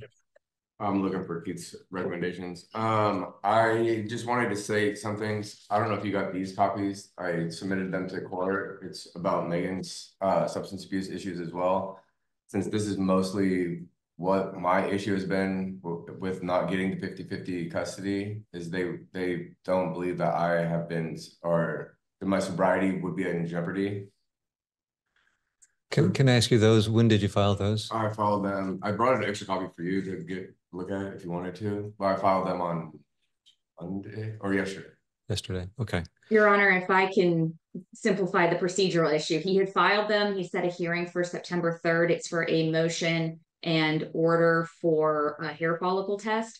And Mr. Jensen and I discussed that yesterday when he dropped his notice of hearing and the documents off at my office. I told him I would be happy to hear this today if the court wanted to hear it. He did file it. It's very simple. It's just a motion for it's a motion for Miss Rose to have hair follicle testing, which what we filed yesterday, if the court can see, we already filed a submission of a negative hair follicle test that she already took back in June. So well, that's also what I wanted to bring up is it says it's negative. She failed it for alcohol. If you read this, it says that she has substance abuse issues. Alcohol is a substance. So she's saying that I'm not sober, yet she's not sober. Okay. So generally, I don't know what your declarations have said. So I don't have an attorney, so I haven't written a declaration. I have this written down. I could file it later. It's kind of what I wanted to go over today. Okay. So yeah, so as a general rule, in order to hear a particular motion or a viewpoint, both parties have to have reviewed it, had an opportunity to respond to it, and for me to have read it. I haven't read anything. Ms. Holder hasn't read what you're asking for, in detail. So we're not going to address that today. It sounds like you've noted up for September 3rd to have that issue addressed. Is that correct? That's for the hair follicle test, but she already submitted a hair follicle test. I just wanted to go over like why I feel the 50-50, because she said in her declaration that she's wholeheartedly agrees with 50-50, just depending on my sobriety. But my counter to that is that she's not sober, and it shows in that hair follicle test that she tested or that she did, and that this is a GAL report from her previous her other child's case, stating that they have found that her and her ex had substance abuse issues. Okay. So let me ask you, Mr. Jensen, the kind of the two approaches we could take today. One is that we've had the guardian ad litem report, and the court could use that and look at that information and make a decision of what the temporary parenting plan is going to be.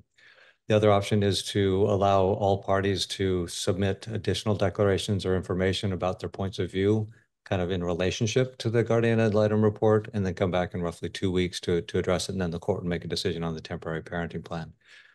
From my perspective, I've kind of shifted in the past. In the past, I've just kind of gone off the guardian ad litem report and made a decision. I think it provides a greater sense of input and maybe fairness if all parties have an opportunity to chime in on the guardian ad litem report and discuss it from their particular point of view. I think that gives a more robust picture and a clearer picture. So I'm leaning towards not making any decision today on the temporary parenting plan, and then come back and allow the parties to submit declarations, and so I better understand your particular concerns and viewpoints. Yes, because this kind of goes upon what I had been telling Keith that Megan had substance abuse issues. Mm-hmm. I didn't know how to go about it, but then I went to the courts and found this stuff in Clark County for Megan's, and that's more proof that she did have a substance abuse issue. Because I was trying to tell Keith that, he said that there's no evidence. Now there's this from the other GAO report, so I would like to submit this and that. Okay. And Your Honor, if I may, I know what case he's talking about. He has the public report that does not have all the information. He just has the recommendations from the GAL. I would be happy to provide that to Mr. Lawrence. However, there is some new legislation that just got passed. It's the My Health, My Data Act. I'm not sure if the court is familiar with it, but there's some question in the legal community as to if we can share that or documents like that, because it has protected health data and third parties are not supposed to be sharing it. So I would be happy if the court would direct Mr. Lawrence to look at that report. It is cause number 13-3-00222-6 out of Lewis County. Mr. Jensen does have the public version of it, but he does not have everything. I have reviewed it, and I would be happy for Mr. Lawrence to review that as well. There's nothing in there that really addresses Mr. Jensen's allegations beyond that both parties should just maintain their sobriety when they're around the child. Okay, thanks. Mr. Jensen, do you have any concern if I were to grant access to Mr. Lawrence to look at that full document? This full document? The guardian ad litem report and the other matter that you're talking about, that there was concerns related to sobriety of Ms. Rhodes. Yeah. Okay. What was the question? Are you okay if I grant to Mr. Lawrence access, permission, authority to look at the full report, basically the full details of the report, not just the summary of the report? Yes. Okay. Does that need a particularized, an order? I'm not sure, Your Honor. We're all kind of unclear about what the law is regarding that, but I think if it comes from a court order, it should be okay. I'm happy to draft something. It's just if my client consents, that's one thing. But I think in this case, if the other party consents, that's what we need. So both parties consent to it. If not, I'm pretty sure if the court can view it, again, we're just very unclear. Meaning the other party, meaning from the other party and the other cause. Yes, this would be Mr. Thomas Bailey. So I'm not sure if we would need his consent because it does include health information for him. And I don't want anybody, in my office or the court to step in it, legally speaking. But I would be completely fine with Mr. Lawrence reviewing this GAL report. I don't see anything in there that's going to be a problem, but because Mr. Jensen is referencing it as part of his arguments, I think it would be important for Mr. Lawrence to review it as well as the court. Okay, great. Mr. Lawrence, do you have any questions? The only question, Your Honor, is could I have that cause number again? Ms. Holder? Yes, Mr. Lawrence, that is 13-3-00222-6, and that is a 2019 case out of Lewis County. Thank you, Your Honor. 2019 case? Yes, Your Honor. And it starts with a 13? I believe the what I have seen is that the order or the signature line has been submitted in 2019. So it might be an ongoing case that started in 2013, but the GAL report is from 2019. This also says Superior Court of Washington for Cowlitz County, not Lewis County. Okay. And what's the cause number on your document? This document that I have right here. Yeah, about the GAL report. It's 13-3-00222-6. So it's the same number that Ms. Holder had mentioned. And then does it say Lewis or Cowlitz? On both of these, it says at the top, Superior Court of Washington for Cowlitz County. This one was whited out and somebody wrote Cowlitz County. Okay. Let me just take a quick moment just to verify. So there's a little bit of confusion which county, and that would be helpful if we can clarify that. Okay. The clerk checked it up and she said it's a Cowlitz cause number. So and for purposes, the reason I just clarifying for purposes of this bench order that I'm drafting. So I've drafted the following. GAL Lawrence shall have full access to Cowlitz County Superior Court cause number 13-3-00222-6, especially the guardian ad litem report, and I put 2019. So we'll get that filed, and then Mr. Lawrence can take a look at that if he chooses. So I think we've settled upon that the matter would be set over 2 weeks to allow all parties to submit their declarations, their information related to the recommendations of the guardian ad litem, and then we'll be back here on 28th of August, and just want to confirm with the parties if the 28th of August is a date in which you could be available. Mr. Jensen? Yes, and so that means that the one on the 3rd is no longer, right? Well, we could combine them. Well, it's a motion for a hair follicle test, and she already submitted her hair follicle test. Yeah, and maybe to avoid duplicate or repetitive motions, maybe we could just set all the matters to September 3rd, the one that you've already noted up, and then this matter as far as the recommendations, and just do it on the 3rd. Your Honor, I just checked my calendar. I'm actually out of the office on the 28th. Okay, would the 3rd work for you? I think yes, that's Your the Honor, that would be dates. fine. It says that I think it was the 3rd at 1 o'clock. Oh. What docket is that, Madam Clerk? Let's Yeah, let's move it. Would you mind if we moved it to the 4th Wednesday morning? Yeah, that works. Okay, Ms. Holder, September 4th at 9 a.m. Yes, Your Honor, that would work for my calendar as well. Mr. Lawrence? I'm available, Your Honor. That's great. Thank you. Well, let's plan on that. September 4th, we'll hear your motion that you previously docketed for the 3rd. It'll be on the 4th. And then the motion related to the guardian ad litem report as it relates to the parenting plan. Basically, we'll make a decision on the parenting plan on September 4th. Your Honor, would that time be appropriate on the 4th? Would it be appropriate now to ask Mr. Lawrence questions for clarification about his recommendations in his GAO report that he's already written? I would think now would be better because that information's out there and parties can rely upon it in their responses. If the court will allow, I just have a few clarification questions for Mr. Lawrence then based on his recommendations. Sure, go ahead, please. Okay. Mr. Lawrence, do you believe that 191 factors are appropriate in Section B for substance abuse for Mr. Jensen? No, not at this time. He underwent inpatient treatment. He's in an aftercare program at this point.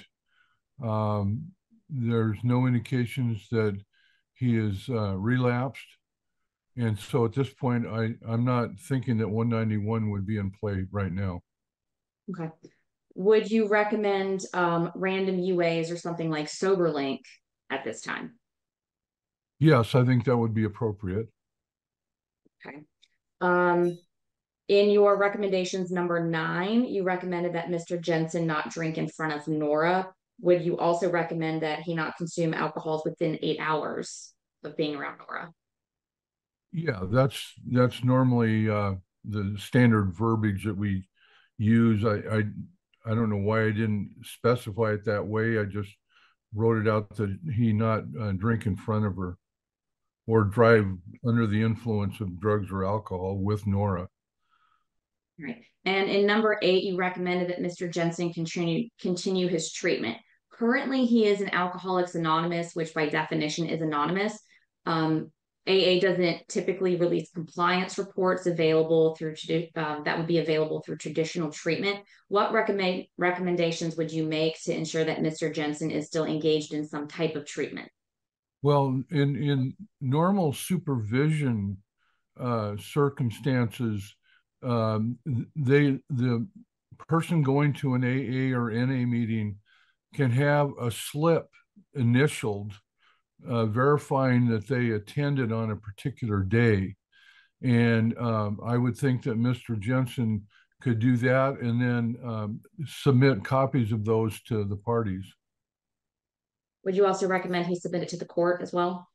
Yeah. Okay. And you've recommended that the current visitation schedule stay the same, which is Thursdays at 5 p.m. till Monday at daycare drop-off. Is that still your recommendation? Yes, and the reason I went with that is that Nora's only a year old, and she's.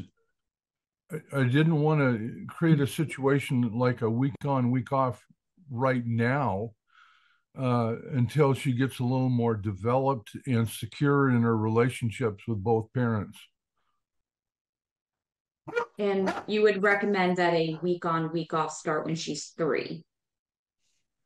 Yeah, then when she's a little older and more secure in the relationships, then I would suggest that the court consider a week on, week off, if all things are still equal, that Ms. Rhodes is not involved with Mr. Pittman and Mr. Jensen is still in compliance with his treatment, then to do a week on, week off so that there'd be further building of the relationship. The problem you run into, though, is with the parents living in different communities. When she becomes of school age, then the week on, week off doesn't work. And so we'd have to revert to a more traditional parenting plan at that point. And for recommendation number 10, that you recommended no contact between Nora and John Pittman. Would it also be a recommendation that she's not to have any contact with any convicted sex offender or anyone with pending sexual assault or abuse allegations? Well, I mean, that could be for both parties. Right now, the situation was that she had a relationship with Mr. Pittman. I addressed that specifically. It's going to require, if the court chooses to go with your recommendation, it's going to require for Ms. Rhodes to be able to access the sex offender registry and make sure that all the parties that she may come in contact with are on that registry or not on that registry, and whether that registry is current, or whether they've even been convicted. There could be a sex offender that has not been convicted that she comes across. I don't know where you draw the line, but obviously the goal here is to protect Nora from any kind of a sex offender.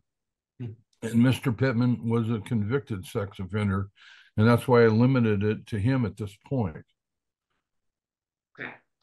I've added, has my office sent you our proposed parenting plan, Mr. Lawrence? I haven't seen it. Okay, my apologies. We will get that to you. I've included in section 14 of my proposal a few things, and I'd like to run those by you to get some opinion. I believe they're based off of your recommendations. I've recommended that no alcohol be around the child during Chris Jensen's residential time. Would you agree with that restriction? Yes. It'd be about both, but. And I've also included in section 14 that Nora is to only be enrolled in one daycare at a time, and that if that is to change, it needs to be agreed by the parties. Do you agree with that? Yeah, I know that Ms. Rhodes had some concerns about, the parents have separated now. There's two separate households. Nora is currently in a daycare in, I believe, Woodland, and her concern was to have a second daycare in the Chehalis area could further, I guess, potentially make it so Nora might not be as secure. So your recommendation is that at 1 year old, that Nora just be enrolled in one daycare instead of multiple daycares?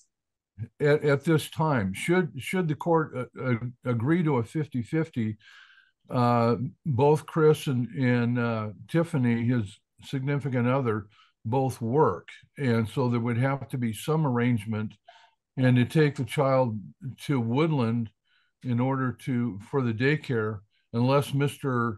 Jensen is working in the Vancouver area and could transport her to her normal daycare and pick her up on the way home. I think we're going to have to address that one down the road when Nora gets a little older and we're looking at a 50-50 situation. But just to reiterate, at this point in time, you do not recommend a 50-50. It should stay the same based on the age of the child. Correct. Okay, I have no further questions for Mr. Lawrence, Your Honor. Mr. Jensen? Thank you. Mr. Jensen, do you have any input or questions? I just had, I was wondering if Mr. Lawrence would be open to me continuing my sobriety and passing the UAs that are now most likely going to be ordered upon me. If like every 60, like a step program, like every 60 days, or 90 days, as long as I'm still passing my UAs, because I get one extra day. So that would be right, because I think his main concern was all at one time, 50-50 would be kind of detrimental to my sobriety, is what he said, I'm pretty sure. So every 90 days of me continuing to prove that I'm sober, by the time she's 3, I think it would be like 3 or 4 months before she's 3, would be 50-50 for me, as long as I'm continuing my stuff. I wondered if he would be open to that as well. Well, I'm open to all suggestions. My main issue with the 50-50 right now was not that would jeopardize your sobriety, but due to Nora's mental and physical development, that she is very bonded with Megan at this point, and she is reintegrating herself into your life. And I think the current parenting plan is adequate for the next couple of years. When she's a little older and has been around you a lot more, then I would be open to a gradual integration of the 50-50, or actually just go straight into the 50-50. But as long as all the conditions are met and it's safe for Nora and she's bonding appropriately, I'm open to most anything. Anything else? That's it. Okay. Thank you, Mr. Lawrence. I appreciate your input. We'll see everybody on September 4th, and just make sure when you're submitting your declarations, the information for that hearing, that you supply a copy to the other side and also to the guardian ad litem and to the court. All right, thank you. Great. Thanks all. Thank you, Adam. Next, I have Megan Rhodes and Christopher Jensen, cause 24-3-000-6708. Mr. Jensen is here, making his way forward, taking a seat, and I'll ask if Ms. Rhodes is present. Megan Rhodes or Ms. Holder.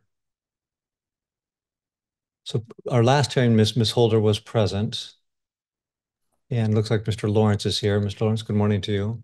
Good morning, Your Honor. Morning. This is Mr. Jensen's motion for a hair follicle test, correct?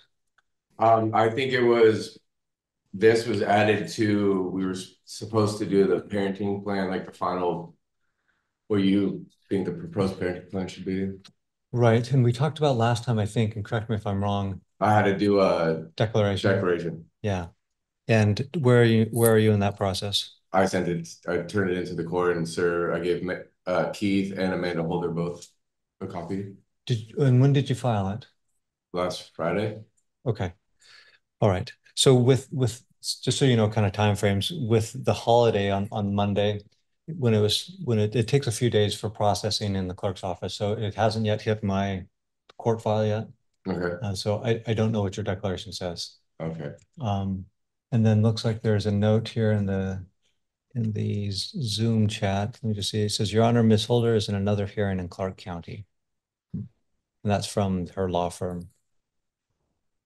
So probably what we should probably do, Mr. Jensen, if you don't mind, we'll just pause for a bit until she can come into our case, and then I'll recall your case. Okay. And is there any? No. I was going to say, how can I get you the declaration right now? But it would be difficult in that I hadn't kind of read it in conjunction with other things, and so. Right. When we come back, we'll discuss that. So if you'll pause for a bit, and then once she's on the line, and to the person who sent in the text, if you could just let us know when Ms. Holder's here, and then we can call the case and address it. Let's go back to the Megan Rhodes and Christopher Jensen matter. I see that Ms. Holder's here. Mr. Jensen's still here. So Megan Rhodes and Christopher Jensen, 24-3-000-6708 is the cause number. We have Mr. Lawrence on the line, the guardian ad litem. Ms. Holder is now present, and Mr. Jensen is still present. Let me just go back to my notes one moment. Earlier, Ms. Holder, I called the case, and your assistant or colleague kindly let us know you're in a different matter in Clark County. And while you weren't here, I talked to Mr. Jensen just a bit, and I indicated that I thought we were there today for a motion for a hair follicle test, his motion. And he indicated that we were also here to talk about the parenting plan. He said that he submitted a declaration in support of his version of the parenting plan. I told him I hadn't received it yet. He indicated he filed it on Friday, I think. And I indicated that there's sometimes a lag time, especially with the holiday on Monday. So I had not yet read it. And so at that point, we basically took a break, and now you're here. So my understanding from our last hearing is that the parties were going to be submitting declarations in support of their respective positions on the parenting plan. I haven't seen anything filed since. Mr. Jensen did file, but I haven't seen it yet. But I haven't seen anything filed by either party since that last hearing on the 14th of August. So that led me to believe that we were here simply for his motion for the hair follicle test. Ms. Holder, what's your take? Your Honor, I did receive Mr. Jensen's paperwork for his declaration in support of his motion for hair follicle test. As far as submitting anything for the parenting plan, my client had already filed everything that we already need, and we are happy to stand on those pleadings and adjudicate the case based on what we have already filed. I did not believe it was necessary to bill my client for any unnecessary expenses other than what had already been covered. And I am happy to defend against Mr. Jensen's motion for the hair follicle testing based on what we have already filed before the court. Thanks. So let me touch base with the parties then. As far as the addressing the parenting plan and having consideration of Mr. Jensen's declaration, are the parties available next week? Yes. Okay. Ms. Holder? Yes, Your Honor, but we're going to run into the same issue. The case I was just in has also had a set over to next week, so I am happy to appear, but I might be a little late again. Okay. Mr. Lawrence, on your calendar, September 11th, are you available? Yes, Your Honor. All right, let me just confirm one item on my end. All right, sounds like everyone is available. So we'll set the parenting plan issue over to September 11th at 9 a.m. and we'll review it at that date. Then that takes us to Mr. Jensen's motion for hair follicle testing of Ms. Rhodes. Mr. Jensen, go ahead and tell me why you want that and why you think that's important. Well, I just know Megan, and I know that when she's single, she tends to party a lot. I submitted the GAO report, which I thought was enough from her case with Thomas Bailey, and it said that both parties had substance abuse issues. Then Ms. Holder said that they wanted to look further into the GAO report. She did submit a hair follicle test though to me from June, which is a while ago. I've been trying to get one since we started this thing, or since I took one. And so I don't know why they didn't tell me that they had already did one and made me do all this work, but I mean, here we are. So I reviewed the hair follicle test, I think it was from June 7th. Yes. So with that having been submitted, are you still interested in a hair? I would like another one, yes, because that was, 4 months ago. I'm willing to take another one too as well if she wants to test that. But And the basis for requesting is that you indicated that when she's single, she tends to party a lot, and well, yes, and me and her both had substance abuse issues together. The difference is I went to treatment. She had been pregnant for going on 2 years almost. She had our daughter Nora, who we're here with now, and she was pregnant again with one of our daughters that she had lost, Ruby. So she didn't party, and it was a problem that I kept partying. So I went to rehab to better myself. She was pregnant, but. So what you're saying is that you went to rehab and then she stopped because she was pregnant? Yes. Okay. And then is your concern that now that she's not pregnant, then there's not maybe that wall or barrier to not using? Correct. Okay. Anything else on that motion? That's it, sir. Ms. Holder?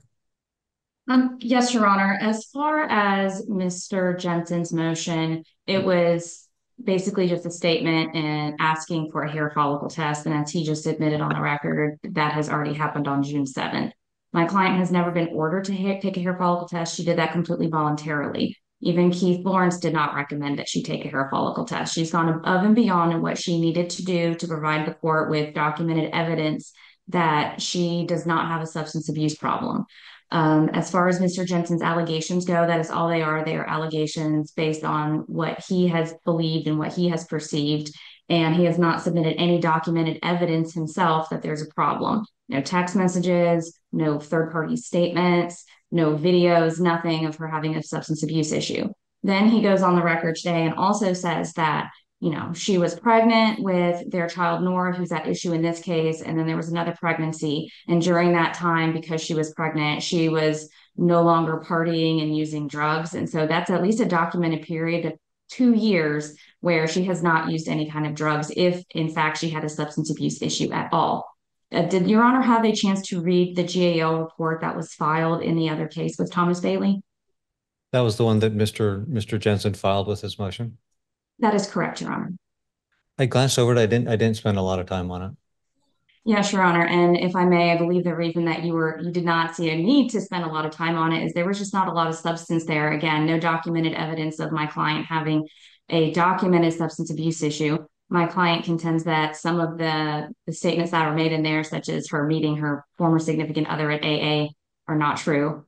They met as high school sweethearts. Again, my client has gone above and beyond.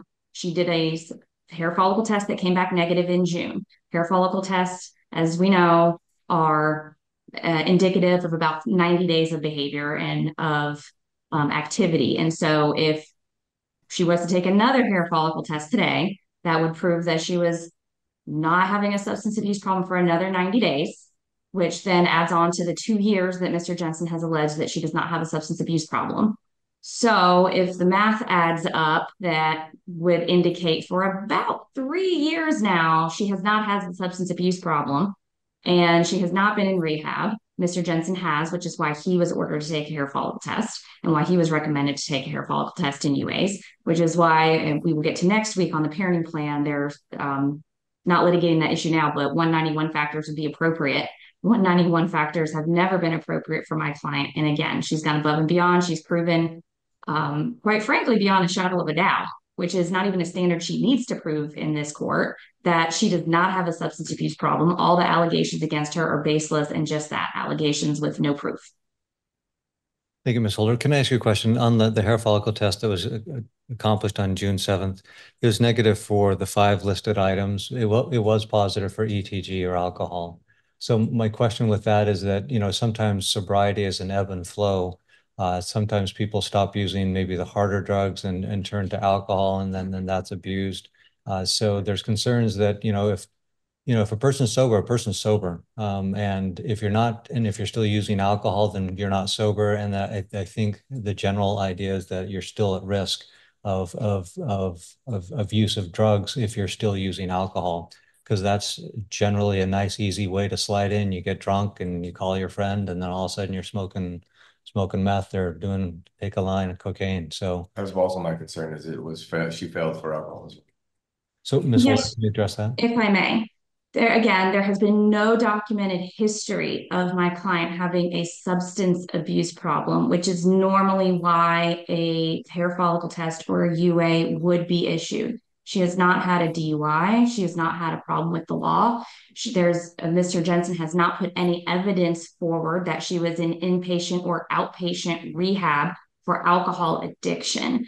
It would be, quite frankly, bad public policy to just make people take UAs and hair follicle tests for the allegation that they are law-abiding citizens occasionally having alcohol. Again, he has not put forward any substantive evidence to suggest that she has a substance abuse issue and puts the child at risk or is unable to perform her parenting duties.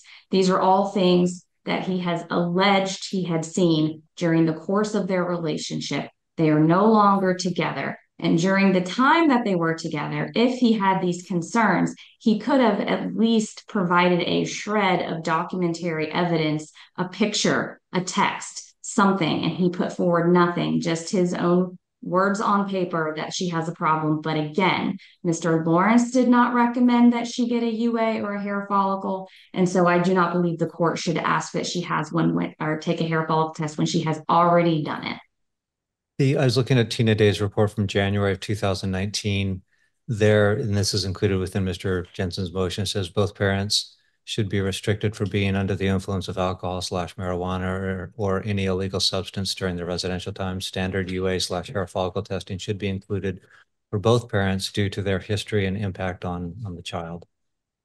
Could you address that in relationship to no history of substance use concerns? Yes, Your Honor. As far as that GAO report goes, that came from 2019. That was an ongoing case.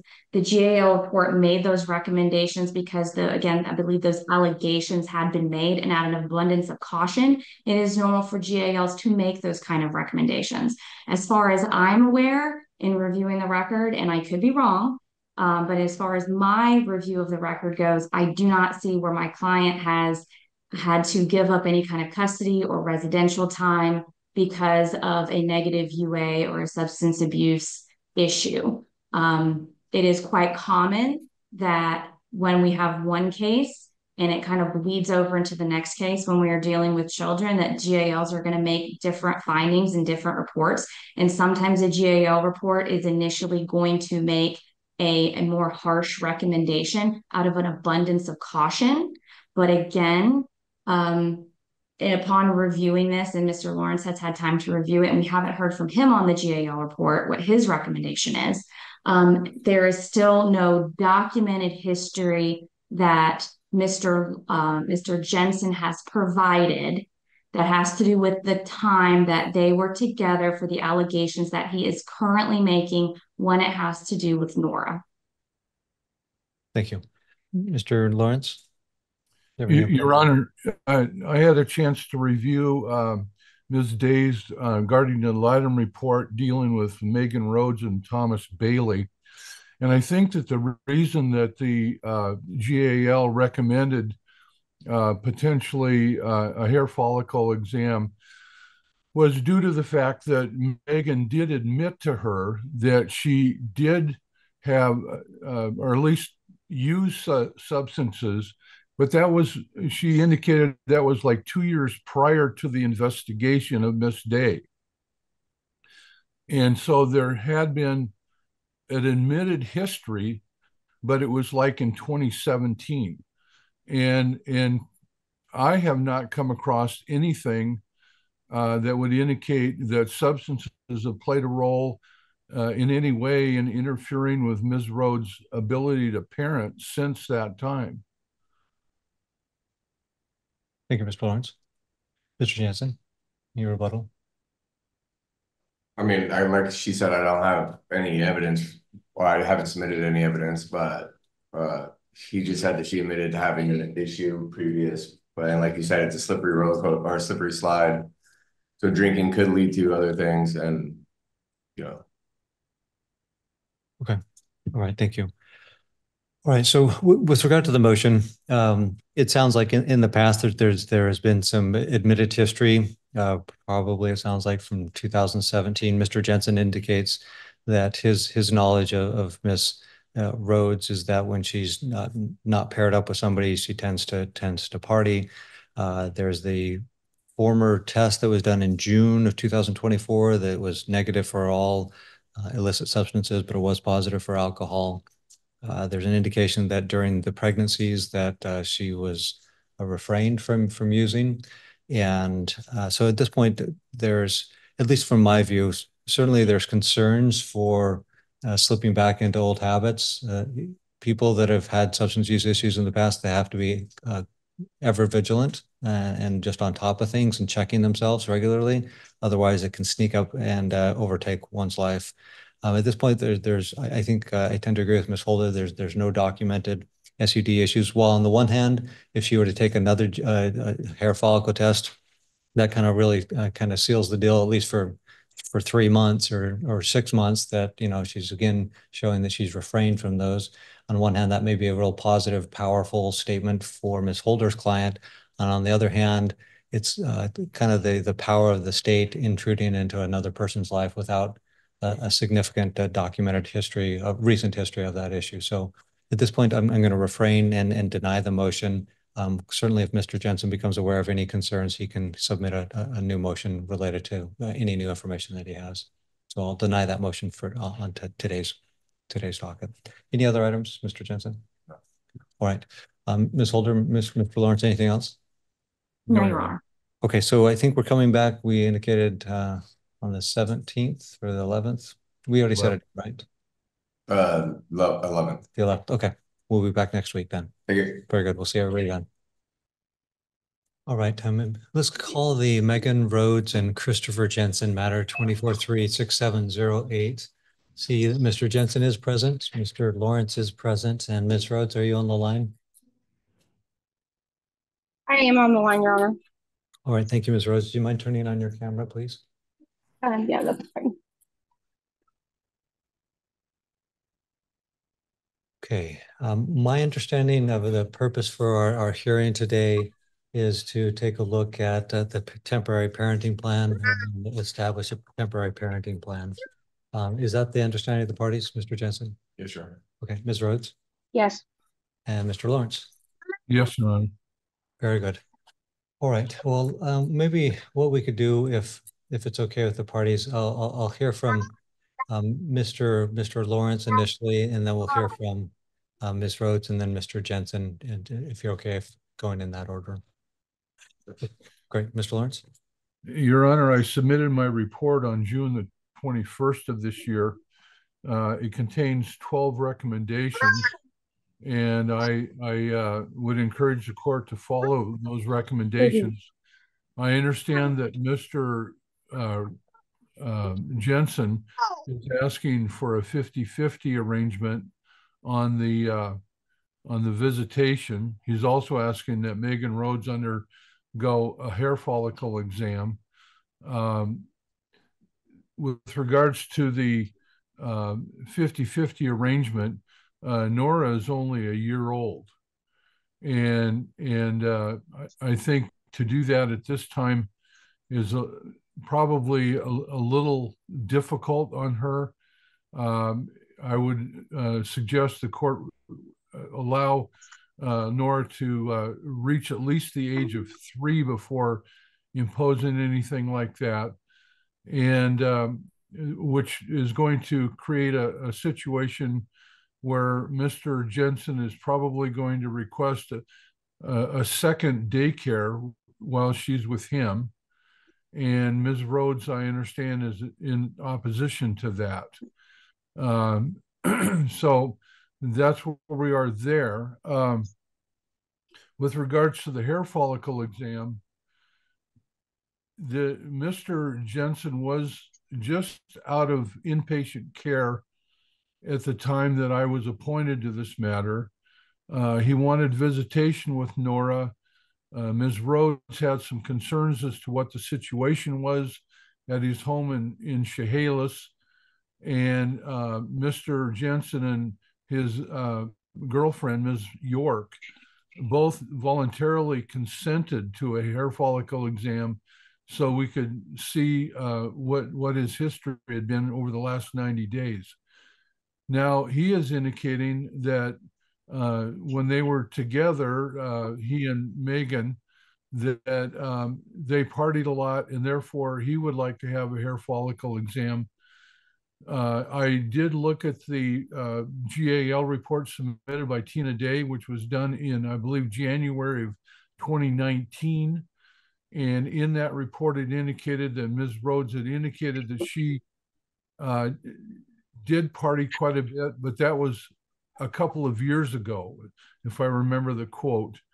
So that would have been closer to 2017.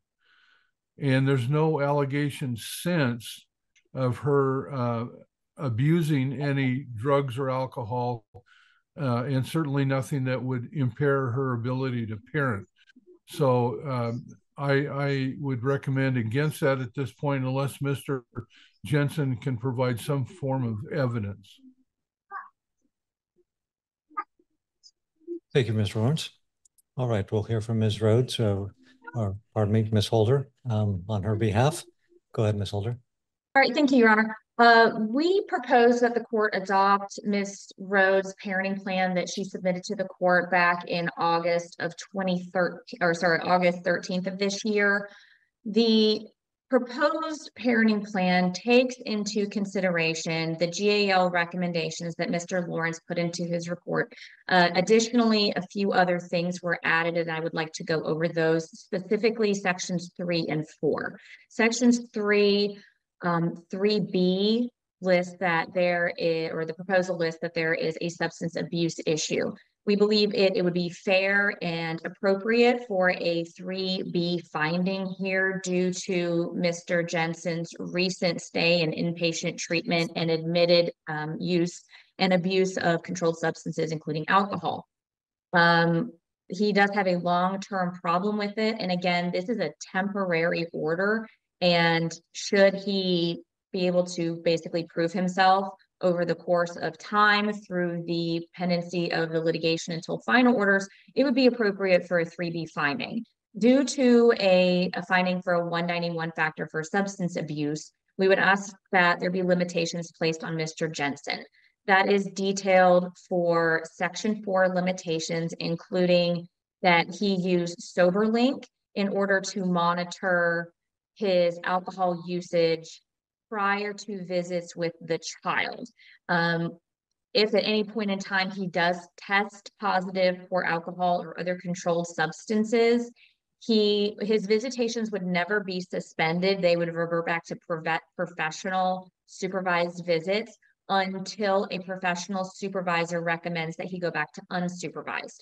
So at no point in time would he ever forfeit his residential time with his daughter due to his addiction. This is merely a way to monitor, to make sure that he is on track and he is the healthiest version of himself to be the best father that he can be.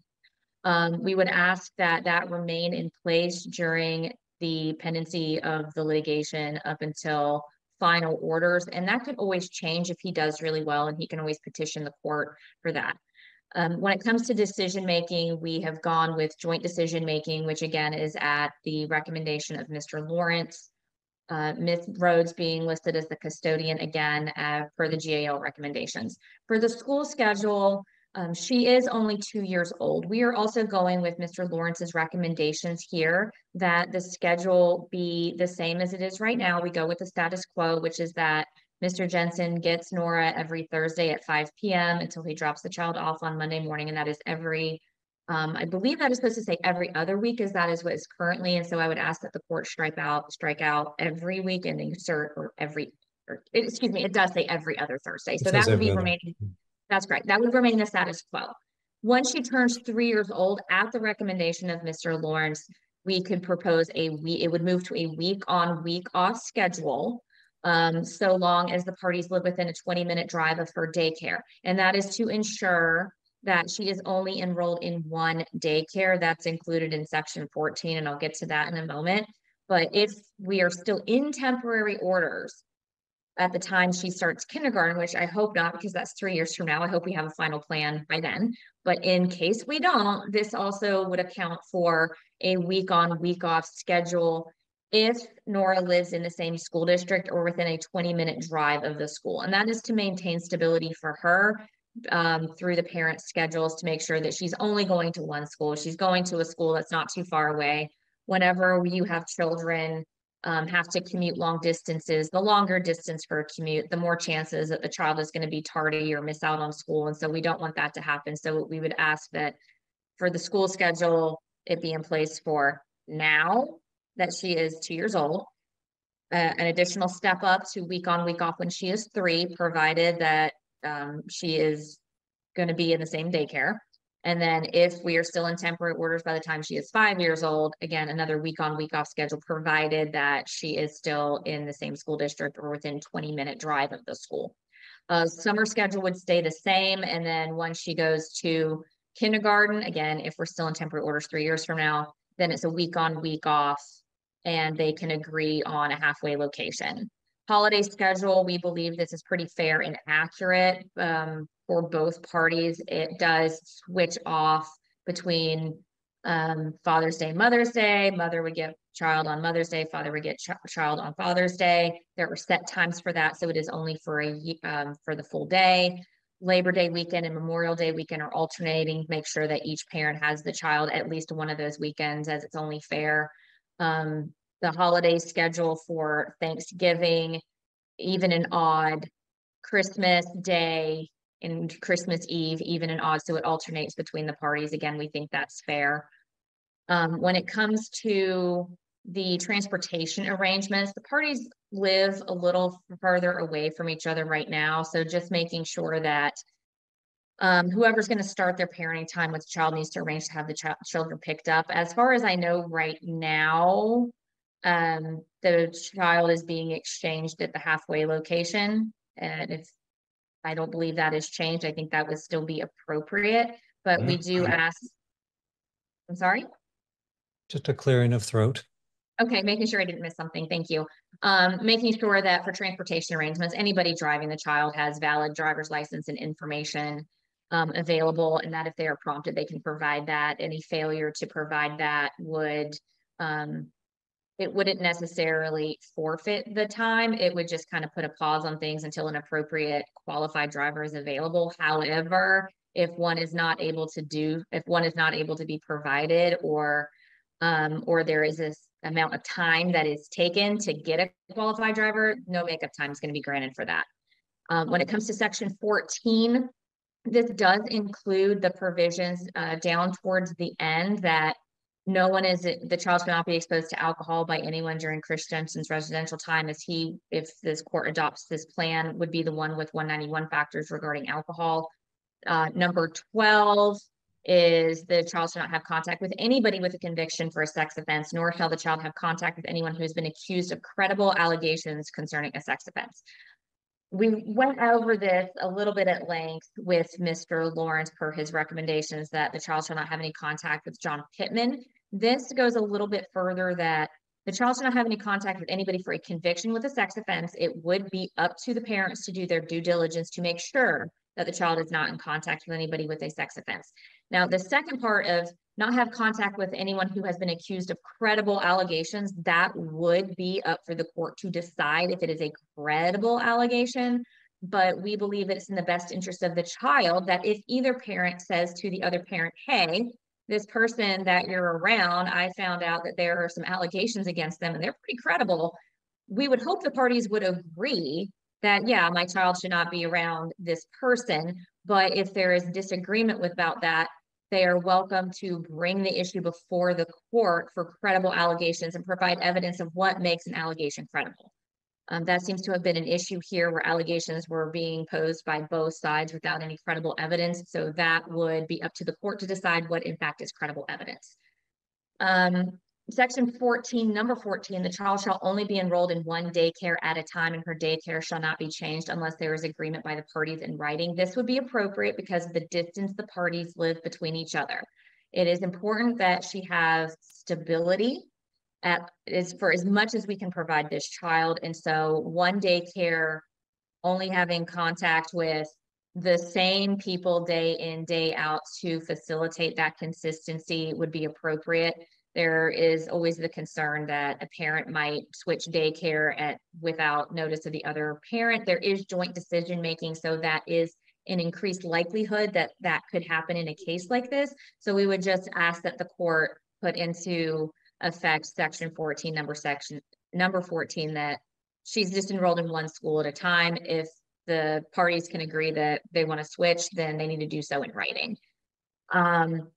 For section 14, number 15, that goes for an overnight of longer if for right of first refusal, for lack of a better term, that it's giving the opportunity for the parents to spend as much time with this child as possible, except if the child's scheduled to stay with her maternal grandmother, as it's pretty common that she already does that. And then the last part is section 14, number 16. If the parties are going to go out of town, for an overnight, they just need to provide the other side with the names and birth dates of all people who are going to be staying with them and the child, and they need to provide that information no less than 7 days prior to the planned trip. This is simply so that both parties have the opportunity to run a background check on anybody who is going to be around the child for an overnight.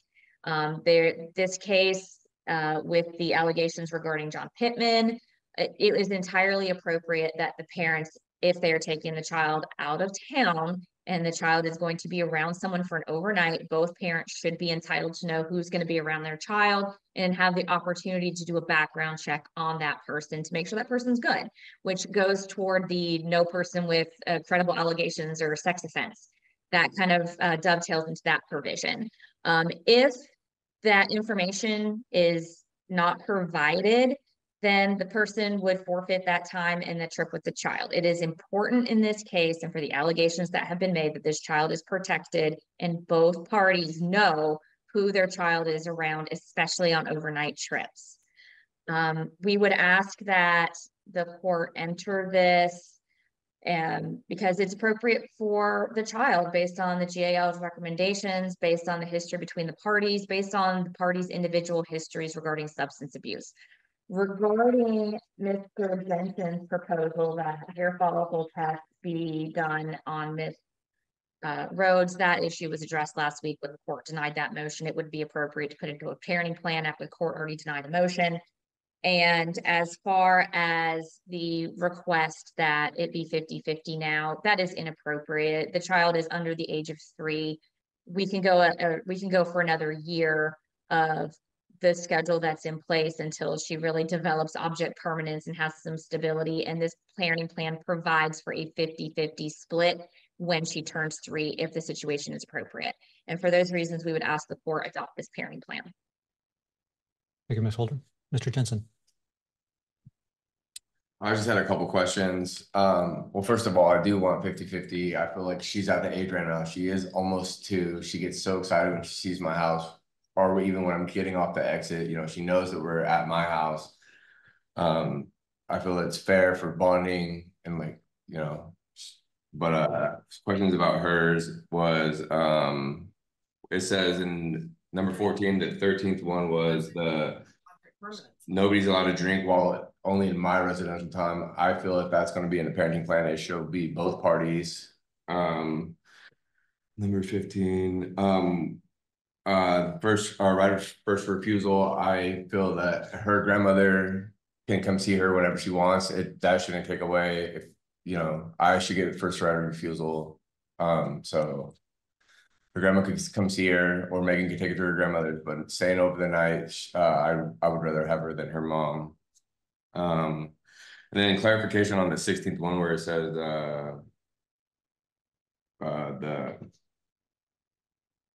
the overnight, like, so is that like camping? Is that like if I go to a wedding, do I need to specify who everybody is at this wedding? Or those are some of my questions. For the sober link, I voluntarily checked myself into rehab, so I get that it's a concern, but to have all these stipulations put on me and only me is, I feel, unfair, considering I'm trying to better myself, and like sober link having to blow before I go pick up my daughter or anything. UAs is one thing, but to do this every single time, who's paying for it, first of all? Some of my concerns. All right, thank you. All right, I appreciate the patience and the information that all parties have shared with the court. The mother will be designated as the primary custodial parent. I do think a 50-50 plan at this point would be premature, but I'm fine with the 50-50 at age 3. I think that object permanence that Ms. Holder mentioned, I think that's important. So that means that father's time now until a child is 3 would be Thursday at 5 p.m. until Monday dropping off at daycare on that alternating basis. As far as 191 factors or limitations, I think it's important to look at that language under the proposed language under 3B as in Bravo.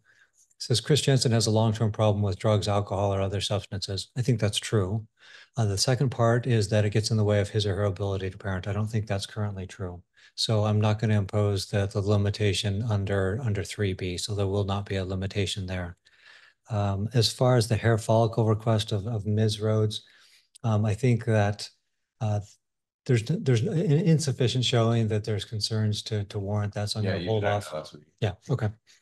And then as far as the section 4, where it's talking about the sober link, I'm going to not grant that as far as the sober link. I think there's a provision that Ms. Rhodes can request a UA within a certain period of time, and it would be kind of loser pay. So if Ms. Rhodes requests it and Mr. Jensen provides the UA and it's negative, meaning there's no alcohol therein, then she just eats the cost. If it comes back that Mr. Jensen tests positive, or it's test positive for alcohol, then he would have to repay for that cost. I think that's a sufficient provision to provide protection to the child and not require the sober link. So all required, the UAs can be done, the random UAs can be done. I think the prohibition of 8 hours of no consumption of alcohol prior to a visit, I think that's fine, and that would apply to Mr. Jensen. Do you have any issues with that? What was that? Sorry. Not drinking any alcohol 8 hours prior to any visit. For both parties though, right? Well, I'll get to that in a second. It's just 8 hours prior to your time with her. Yeah. Okay, so I'll impose that. As far as alcohol consumption, it sounds like both parties have had issues with alcohol in the past. So both parties are prohibited from consuming alcohol during their residential time. So no party will consume alcohol while they have the child with them. Mr. Jensen, I think last time you said it's your intent to continue to attend self-help meetings, sober support meetings like AA and the like. Yes, Your Honor. I have an hour drive home, so usually I do like a Zoom meeting on the way to To and work from. or from home to home. How do they sign your meeting slips? They don't. I'm Okay. doing it all on my own, so I never needed a slip. I never asked. Okay. Like I said, I checked myself in voluntarily. I was doing IOP for a while, but it's full of everybody with DUI and nobody really wants to help. And I feel like the place that I was at least didn't really, they were like catering to that. So I didn't really learn anything that new that I didn't learn in rehab. So I figured AA was the best way to go for my sobriety. Okay. So you'll need to figure out a way to show proof of attendance at those meetings. So I don't know, you'll have to work with the meeting organizer or whoever's chairing the meeting to provide proof that they can, mark it off to show that you're attending. And Ms. Rhodes can request that at any time, and you'll need to provide that you're attending those meetings regularly. I think that's important because that's going to provide that sober web and that extra vigilance that I think all of us need when returning to sobriety. Do I just keep the log of every time I go, and then whenever she asks, just give her the whole stack of papers or whatever? Right. All right. Right. Mr. Pittman, we talked about him. He's not to have any contact with the child whatsoever in any place, time, or context. Joint decision-making is approved. I think that's fine. The holiday schedule that's been presented seems to be pretty even. So I'm fine with adopting the holiday schedule proposed by Ms. Holder. The exchange location, it'll be a halfway location between the parties' residences. The person who's starting their residential time with the child will be the one doing kind of doing the pickup, but it's at that halfway location. So you both go there and exchange the child.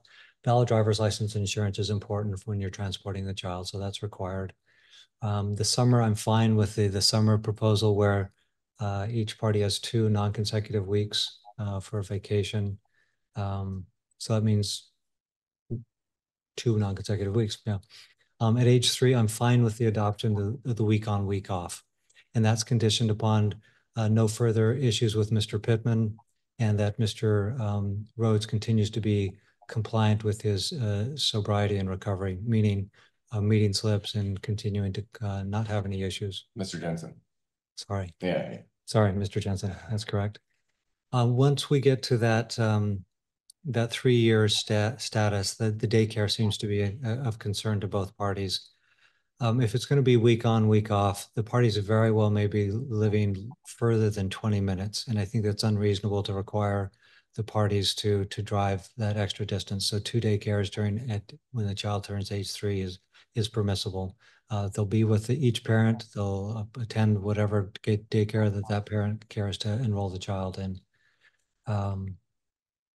The romantic partners, well, there's the restriction on no introduction of registered sex offenders to the child. I think that's appropriate.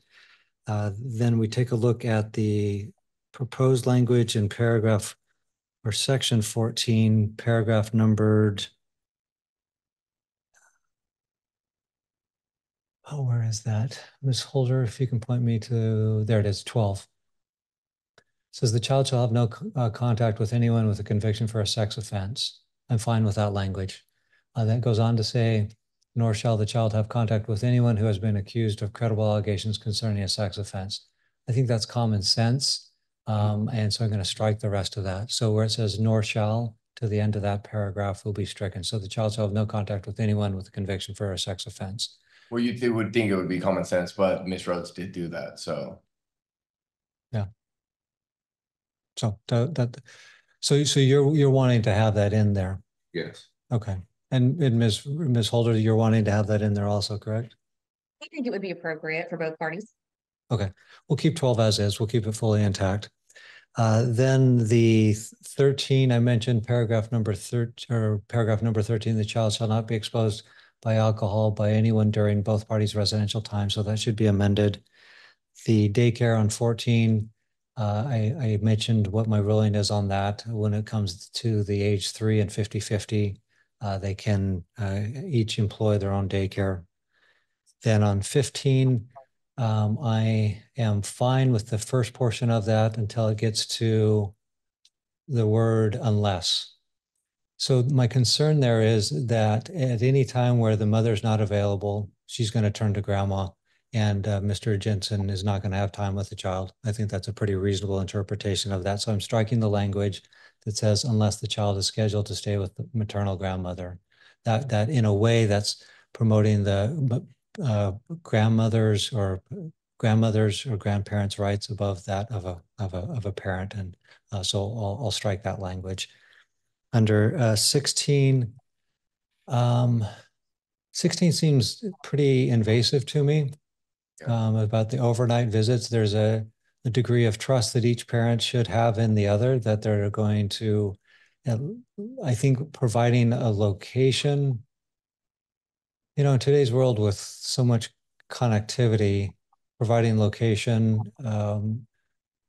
you know, if something were to happen, right? That's the big concern. It's like, if something happens, how do we get in touch with this person? How do we get in touch with the other parent? That's important. Having the names and birthdays of all the persons who will be staying with the child. I think that's too much. And so I'm not gonna grant that. So I'll exclude all the rest of that paragraph. So it says, if the parent plans to take the child out of town overnight, he or she must provide the locations where the child where they'll be taking the child, period. The rest of that will be stricken. Then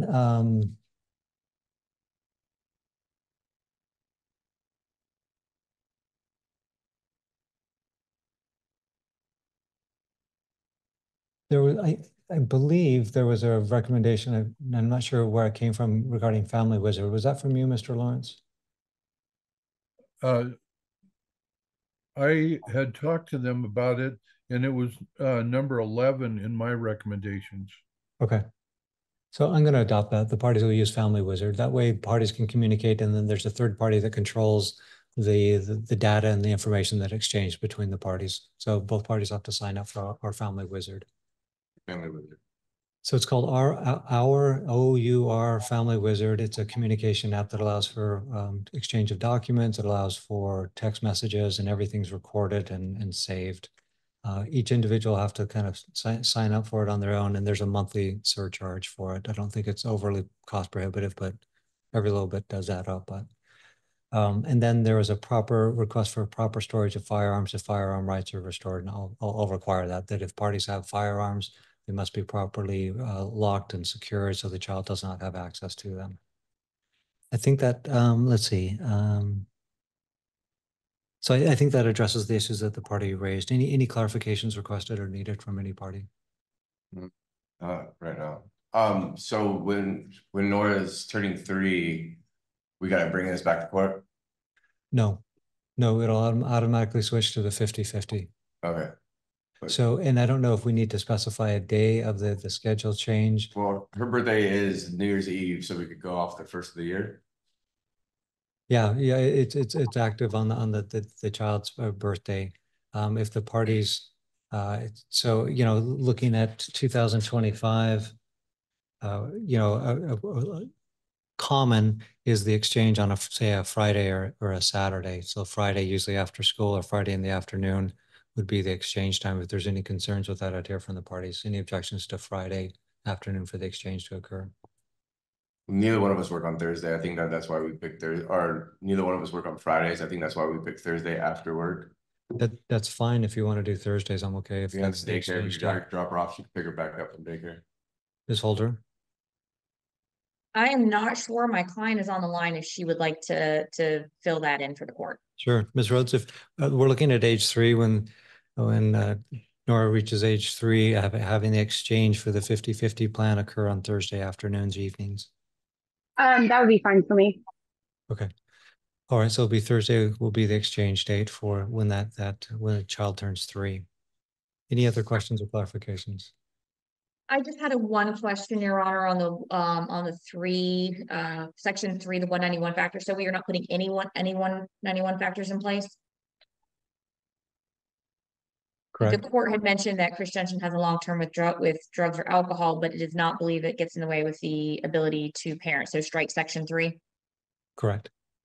Right. And then the section 4 limitations are loser pays UAs at the discretion of the parties.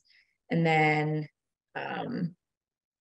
making sure that Mr. Jensen is able to report to Ms. Rhodes his sobriety as far as his AA meetings, or did you want him to also provide that information to the court?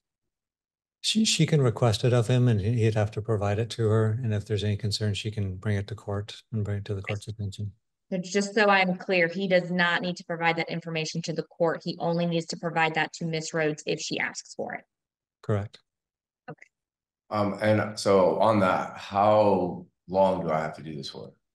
Is it indefinite or until the court orders otherwise? So this is a temporary parenting plan. So this will be in effect until there's a final parenting plan. A final parenting plan can be achieved either by agreement between the parties or a trial. Okay. So sometimes temporary parenting plans, I've seen them go on forever. Parties are fine with it and they don't change anything. Other times parties need to change things. So if this goes well for a while, who do I talk to? Do I call Megan and be like, hey, did you make this permanent, and then come back to court, make it permanent? If so, any litigants in a case can agree to end the case through agreement, and if they come to agreement, great, it ends it. However, if there's not agreement, then the parties could schedule for a trial and get it on the trial track and have it resolved in that fashion. Thank you. Ms. Holder or Ms. Lawrence, any additional points of clarification? I do not have any, Your Honor. Mr. I don't either. Okay. So then, Ms. Holder, there's a couple of adjustments that were going to be made to that proposed parenting plan. Would you be in a position to make those amendments and then forward a copy to Mr. Jensen for his review? And then we could take a look at setting it on the calendar for a presentation. And if the parties agree, sign off on it. Mr. Jensen, if you feel like Ms. Holder got everything right that I said here today, you can simply sign off on that parenting plan and then the hearing would be stricken. However, if you feel that she got it wrong and she's doesn't want to change it, then we come to court and then the court will make a decision on it. Okay. Yeah. So we're looking at September 25 for a presentation. That's a Wednesday. I'll ask the parties to check your calendars to see if you're available on that date. Mr. Jensen. And so if I talk to Amanda and I look through this, everything's good, I do not have to come.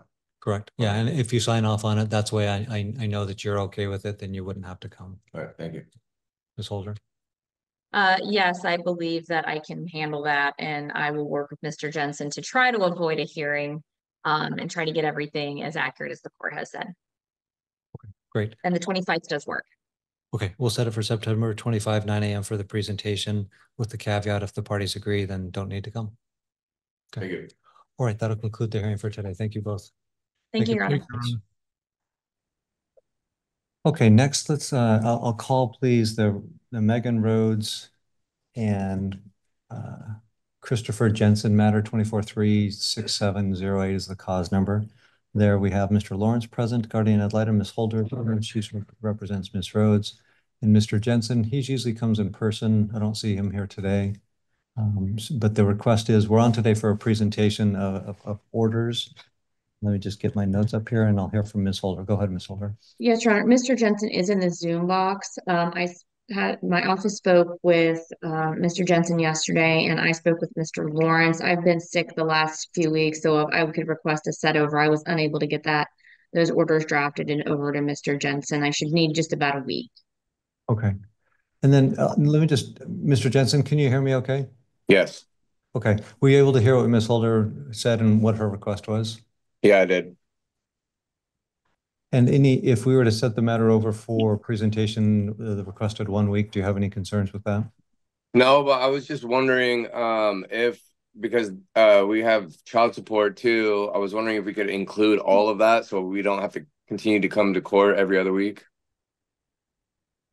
Yeah, coming to court is not people's favorite thing for sure. Yes. If the court would allow me to, I can absolutely run those child support numbers and get a child support order and send that over along with the proposed orders, and we can address that issue next week. It'll be the standard calculation. So basically what we're, in response to your question, Mr. Jensen, is the proposed orders, Ms. Holder will get those to you. If you agree that they're an accurate summary, then you can sign off on them.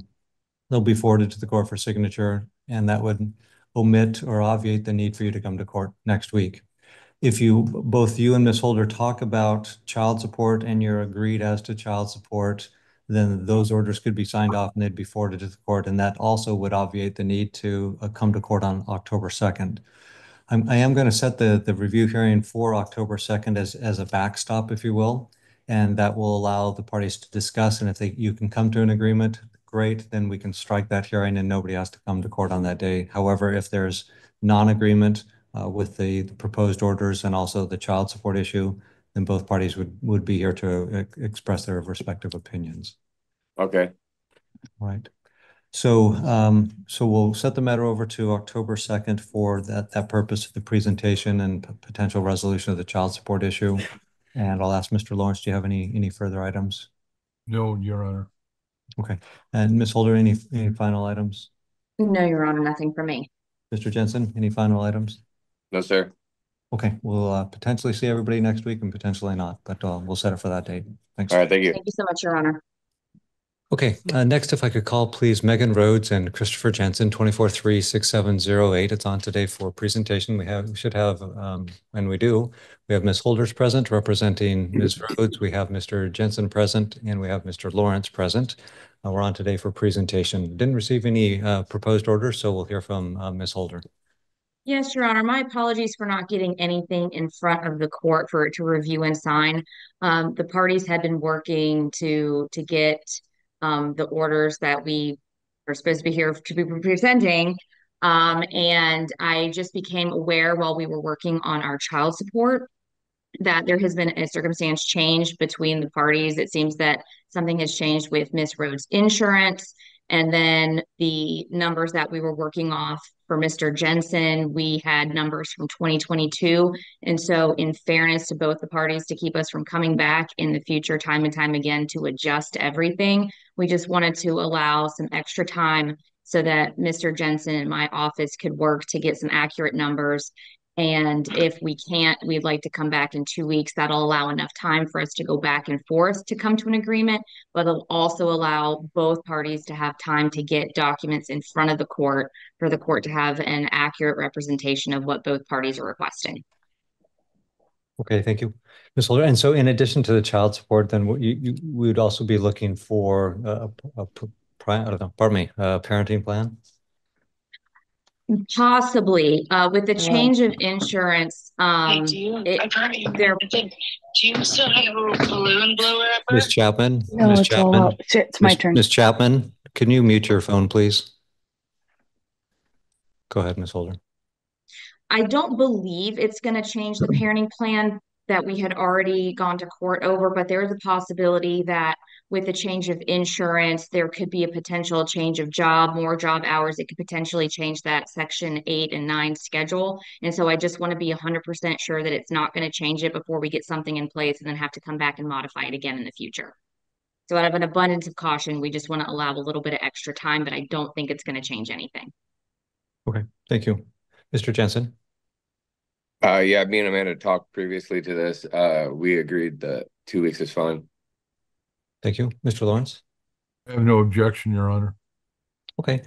Yeah, that sounds fine, what you've discussed as far as the proposal and discussing child support and the like. So let's set it over to 2 weeks. So that'll be on the 16th of October, Wednesday, 9 o'clock in the morning. We'll set up for that date for presentation. Okay. Thank you so much, Your Honor. I could call you right now, Amanda, or what? Go ahead and give my office a call. All right, thank you. Rhodes and Jensen? Pardon? Good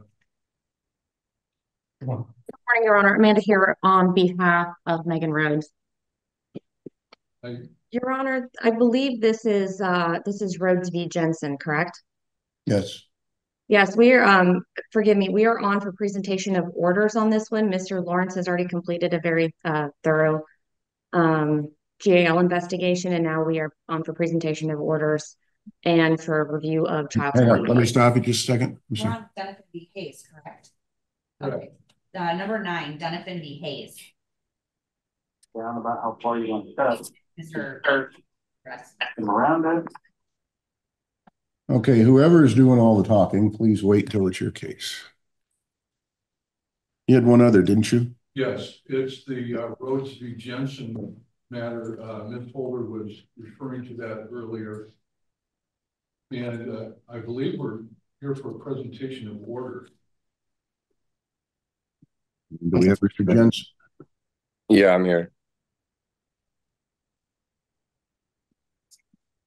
All right, Mr. Jensen, I've got some proposed orders that don't have your signature on them regarding child support and a parenting plan. Are you in agreement with those orders or not?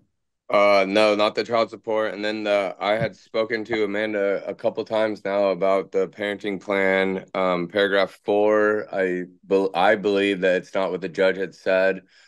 I believe it says that just I'm not allowed to drink within 8 hours prior to getting Nora, but I think it's supposed to be both parties. And then number 8, it was paragraph 8 in the parenting plan was a little weird. I think it says when Nora starts kindergarten, it shall remain week on, week off, starting Friday after school until Sunday evening, and with every other week, every other Wednesday. Okay, well, let me stop you for just a moment. So it looks like we are not in agreement. This was heard by Judge Evans, so the presentation is going to have to take place in front of him. Does he have a regular calendar, or is this going to have to be special set? No, this is his one. So if you want to continue to different week on. Any reason we can't put this on for next week, the 23rd at the same time? Yeah, that works. Ms. Holder? Checking my calendar right now. I believe on the 23rd at 9 a.m. I do have a hearing, so I will already be on the docket. I'm fine with that. On our docket, you mean? Or elsewhere? Yes, Your Honor. Okay, so the 23rd at 9 o'clock.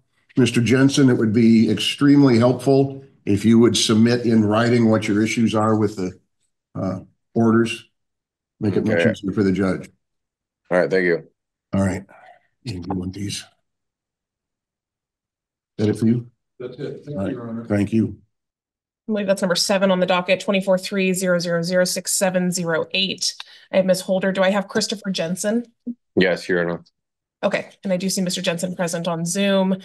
I did have this noted for a presentation hearing this morning. Ms. Holder, from your chat, it appears that those orders are not agreed. And given that Judge Evans is the one who entered the orders in this case, I agree it should be in front of Judge Evans. Do I have that resuscitation correct? That is correct. Okay.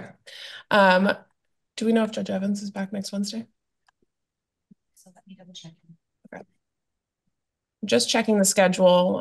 Assuming Judge Evans is back next Wednesday, does next Wednesday work for the parties? Yes. Let me check my calendar. So 2 weeks, maybe? I believe that will be okay as we are still appearing via Zoom. That'll be okay. Give me one moment. It sounds from the clerk that he may not actually be back on docket next Wednesday. I do think he has Friday presentation dockets, doesn't he? Okay. Do you know this Friday if he's, I guess I can pull that up as well. He isn't? Okay. Okay. Okay. Ms. Holder, why don't we come back to this matter? We're looking at scheduling to ensure that you can appear in front of Judge Evans to avoid you coming back next week and having the same problem. So why don't we recall this matter momentarily? Okay, thank you. Okay. Thank you, folks, for your patience. Before we call the fish matter, I'm still putting a pause in that. Ms. Holder, You have been patiently waiting all morning, and I do apologize for that. Here, I'm just turning my camera on. That's okay. I did get confirmation from staff that Judge Evans is available on October 30th. So does that date still work for you? Yes, it does. Okay. And Mr. Jensen, excuse me, that date still works for you? Yes. Okay. And Mr. Lawrence, you as well? Yes. Okay. So let's go ahead and put number 7. Again, that's 243-000-6708. The Rhodes and Jensen matter. We'll set that over 1 week to October 30th at 9 a.m. Thank you so much. Thank you for your patience, all. All right, good morning, all. We're here on the pro se or the self-represented family law docket. I'm Judge Evans. There's a couple of matters that are, I promised folks that I would call first due to some particular scheduling issues or the context of the case. So the first is going to be the Megan Rhodes and Christopher Jensen 243-00067-08. Should have Ms. Rhodes on the line and or Ms. Holder. And let's check. I'm here too, Judge. Okay, I see Mr. Jensen. I hear Mr. Jensen. I see Mr. Lawrence is present. Ms. Holder is present. And we are here. Let me pull that up. On a couple of different things. We're on here for a presentation of a parenting plan and also to talk about child support.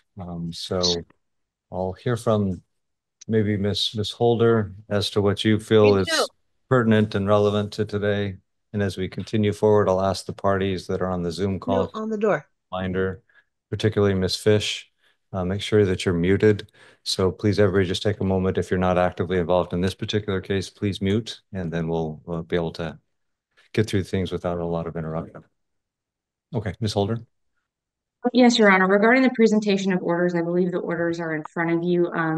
Mr. Jensen had some disagreement regarding, I believe it was Section 8, some of the wording. And then I believe he also had some concerns regarding Section 4, the limitations that were placed on the parents. My understanding based on the court's ruling was that when it came to alcohol, that neither party was to consume alcohol with the child during their residential time with the child, and that that only Chris Jensen was prohibited from drinking 8 hours before visits. Mr. Jensen seems to think that the court indicated that neither party shall consume alcohol within 8 hours, and both are prohibited during. So if the court could clarify that. And then I believe Section 8, when it comes to the residential schedule, is clear, but I think Mr. Jensen is confused about the wording, and maybe the court would be as well. But those, other than that, the parenting plan that we have put forward, that is our contention as to what the court said at the hearing and what it ruled.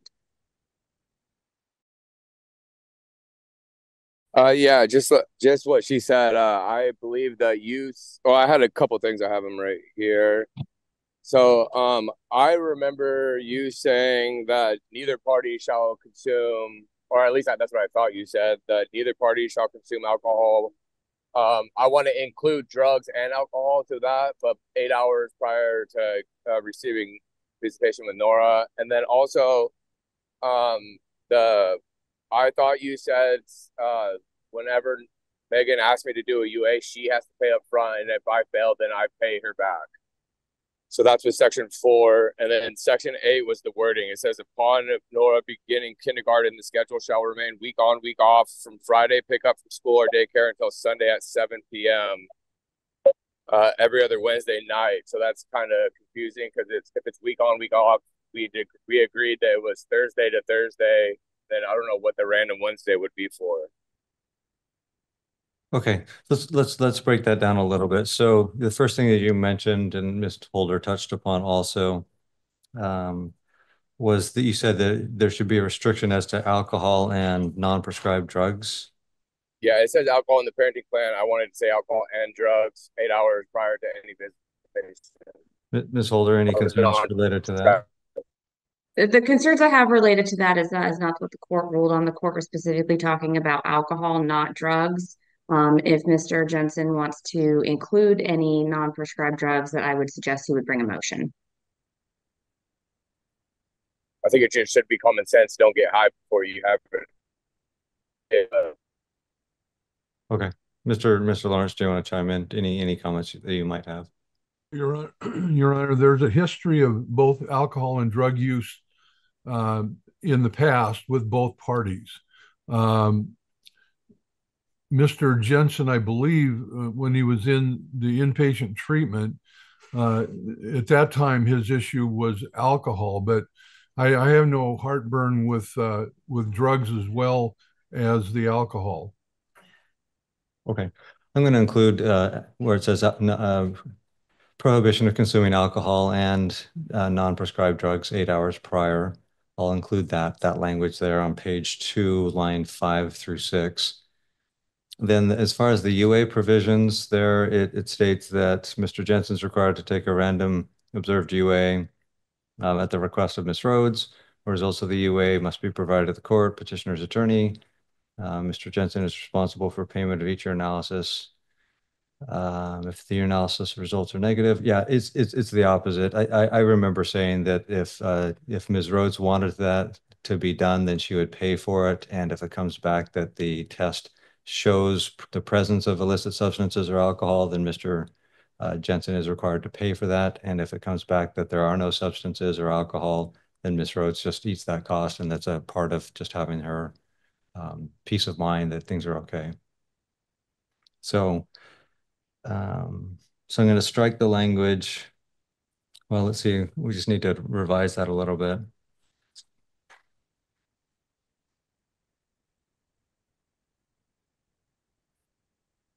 I think I'll just switch it there on line 8 through 9, where it says if the urinalysis results are negative, I'll put Mr. Jensen must reimburse Ms. Rhodes within 14 days. And so that the sentence before where it says Christopher Jensen is responsible for payment of each urinalysis, I think I'm just going to put Ms. Rhodes is responsible for payment of each urinalysis because that's kind of the front loading. And if the urinalysis results are negative, then Mr. Jensen will reimburse. I'll cross out Christopher Jensen and put in Ms. Rhodes. If they're negative, Megan will eat the cost, not me have to pay. Say again. You said if they're negative, then I would have to reimburse her, but you meant positive. Thank you. Your Honor, I believe at the very end of line 7, it would be Megan Rhodes is responsible for prepayment of each urinalysis. If the urinalysis results are negative, or if they are positive, Chris Jensen must reimburse Megan Rhodes. Yes. Yeah, I think we're all on the same page there. So paragraph 4, line 5, it reads the following. Jensen is prohibited from consuming alcohol and non-prescribed drugs 8 hours prior to any visitations and during any visitations. All right, are we changing that to we both need to parties? talk about that one a little. Yeah, we need to talk about that one for a bit. Ms. Holder, what's your recollection from the court's order? My recollection from the court order is that there was no talk of my client being hit with having to provide random UAs to the court. That is not an enforcement mechanism that the court addressed. The only enforcement mechanism in the section 4 was for Mr. Jensen for loser pays. While I understand that prior to this case and years ago, there's some contention that my client may have had some alcohol issues. The only thing the court addressed regarding reimbursement and loser pays on UAs was for Mr. Jensen due to his recent stay in rehab, which is what brought the entire, most of this entire case about. So what I would say is it does provide at the very bottom, it's line 11 and 12, both parents are prohibited from consuming alcohol. If Mr. Jensen suspects that Miss Rhodes is consuming alcohol, I believe that would be a motion for contempt as opposed to a a random urinalysis, because then that would require Mr. Jensen to start prepaying for all UAs that need to be done. Again, to my recollection, it was just the prohibition and the enforcement mechanism for Mr. Jensen, but a prohibition on both parties during residential visits. Thank you. Mr. Lawrence, any input? Well, Your Honor, yeah, I know that Mr. Jensen has tried to make this as equal as possible due to their past drug abuse and alcohol abuse. Ms. Holder is correct that you know, the whole case is predicated pretty much on Mr. Jensen ending up in inpatient treatment, and that was why he was the focal point. Currently, there's no order in place for Ms. Rhodes, any prohibitions, and we haven't been able to find any evidence of her abusing any substances around Nora. And so I did not recommend that she be under the same scrutiny. I would stand by that still. Okay, thanks. It sounds like, you know, there's been a past for both histories. The more recent past is maybe more greatly focused on Mr. Jensen. So on line 5 and 6 on page 2, I'm just going to leave Mr. Jensen is prohibited from consuming alcohol and non-prescribed drugs in 8 hours prior to and during the visitations. Okay. I just want to say that, like, so 8 hours. So can't they? 8 hours isn't that long. I just don't see what the issue would be. I mean, if you're consuming drugs, then that means you're going to be under the influence while having the child, most likely. And I mean, I just find that kind of weird wording, but. Okay. So I think we're done with that particular paragraph. Then any other items on the parenting plan that we haven't addressed? Just the wording on section A, yeah. The last paragraph says 8A, last paragraph. Yeah, 8A, last paragraph. Okay, so that's so it's upon beginning kindergarten, schedule remain week on, week off from Friday, pick up school or daycare until Sunday at 7 and every other Wednesday night overnight on that parent's non-residential week, beginning on pickup from school, daycare until drop off at school or daycare on Thursday morning. So Ms. Holder, your position on that, and then Mr. Jensen, your position on that. My position on that is it may not be clear as I believe the intent might not be clear as drafted, but I think it does make sense. The court did rule on, week off. It begins Friday at drop off, so it's actually a little bit longer. It actually turns out to be about 9 days and 9 days instead of like a Sunday to Sunday schedule. It begins at Friday and then it goes all the way through to the next Sunday for the week on, week off. So it does include a weekend. And then every weekend, every other Wednesday overnight, that would be a local rule to make sure that Nora is able to see her parents, or each parent each week. So she doesn't go more than a week without seeing either parent.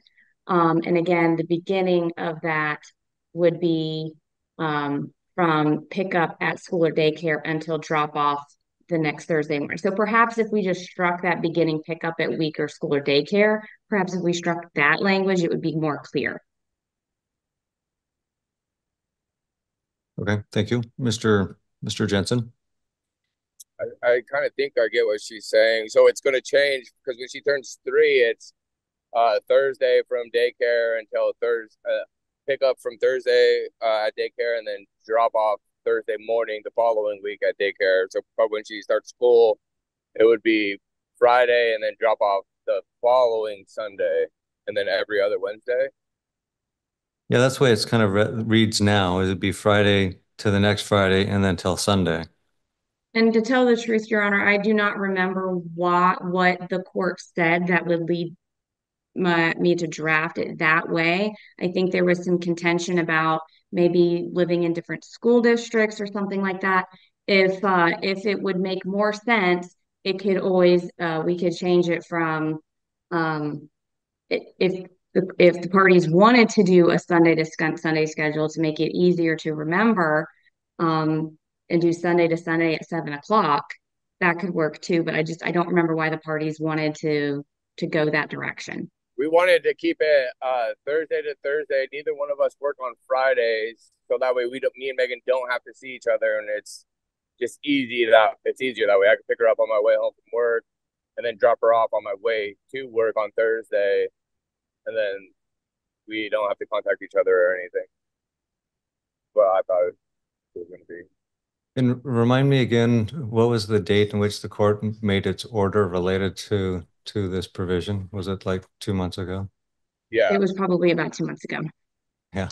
The perils of a hearing not so close to the hearing date. Mr. Lawrence, do you have any input on the kindergarten schedule? Your Honor, whatever works the best for the parties, I have no objection. The spirit of what I was recommending is intact. Just a matter of hammering out the details. And if Thursday to Thursday works best, that's fine with me. I don't have an objection to it. And I will note that the child is not 2 years old yet, and that does take place when she starts kindergarten, and it would be the intent of the parties both to have a final parenting plan before then. Yeah, I would assume. So let me ask then, the 3-year-old schedule, it's a week on, week off exchange at Thursday. Is that going to be different in kindergarten as if we change it to a Thursday to Thursday, other than on the off week that there would be an overnight? I don't have strong recollection of the overnight on the kindergarten schedule. I do not have a strong recollection of it either, Your Honor. I try to stick with local rule as much as I can to ensure that parents see their children every single week. And so I believe that was not, I believe I addressed it at the court, but I always try to make sure parents see their children every week. Thanks. Mr. Jensen, do you see much difference between the 3-year-old schedule and the kindergarten schedule? Honestly, I don't, unless like a change of job or something, but I don't see me leaving my company, and I'm not sure about Megan. Yeah, Mr. Lawrence, less comment from you if you have one on this issue. I really have nothing to offer, Your Honor. Okay. So I think the corrections or the edits will add to paragraph 8 is that upon Nora beginning kindergarten, the schedule will remain week on, week off with it's a Thursday to Thursday. And so I think I would just add that. Basically, it's a reiteration of the H3. And then the one provision at the end, it says Nora will be enrolled in mother school district or the one nearest to the child's daycare as agreed between the parties. Because I remember that was an issue because we were talking about 2 daycares or 1 daycare and the like. So anybody have any heartburn if I make the kindergarten schedule just a Thursday to Thursday, week on, week off, and omit the Wednesday overnight? Yes, that works. I believe my client is on if she wants to chime in with her opinion on that, as I'm not sure. Okay. And again, this is a focus on what was ordered at the last hearing 2+ months ago. Go ahead, Ms. Rhodes. Let's see, Ms. Rhodes, if you're speaking, I can't hear you.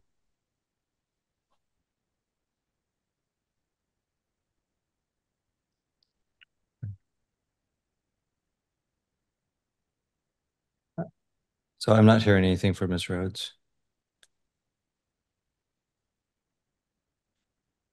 And the Thursday scheduled time of the exchange, would it just be the after school or daycare? I believe it would be the mirror language of the paragraph above it, which would be beginning and ending and drop off daycare. Okay. Are you good with that, Mr. Jensen? Yes, Your Honor. Okay. All right, so I made those additions there. Anything else on the parenting plan? I think that was it. Okay. All right, so I'll go ahead and sign on the parenting plan. Next issue relates to child support. And let me ask the parties, are we prepared to argue child support today? Ms. Holder? I believe we are ready to argue it. We just put forward the child support order and the child support worksheets. I think they speak for themselves. I know Mr. Jensen had put forward a declaration stating he disagrees with that, and then a declaration from his boss.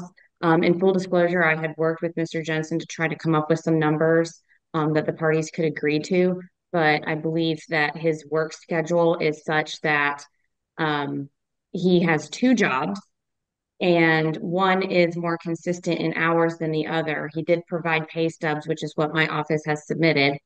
And so I believe the numbers are accurate based on what Mr. Jensen has provided. And then my client's numbers are also correct there. So we would ask that child support be addressed today and an order be put in today so we don't have another set over. Okay, thanks. Let me ask Mr. Jensen. Mr. Jensen, you see on the child support worksheets that there's a gross income for Ms. Rhodes, 8858 with a net of 7204. Do you agree or disagree that that's accurate? I'm not too sure about that one because I know that she did start a second company, and I don't know if she's pulling an income from that or not. But as far as I know previously, without that second income, that's what she was making. Okay, and then Let me address that, Your Honor.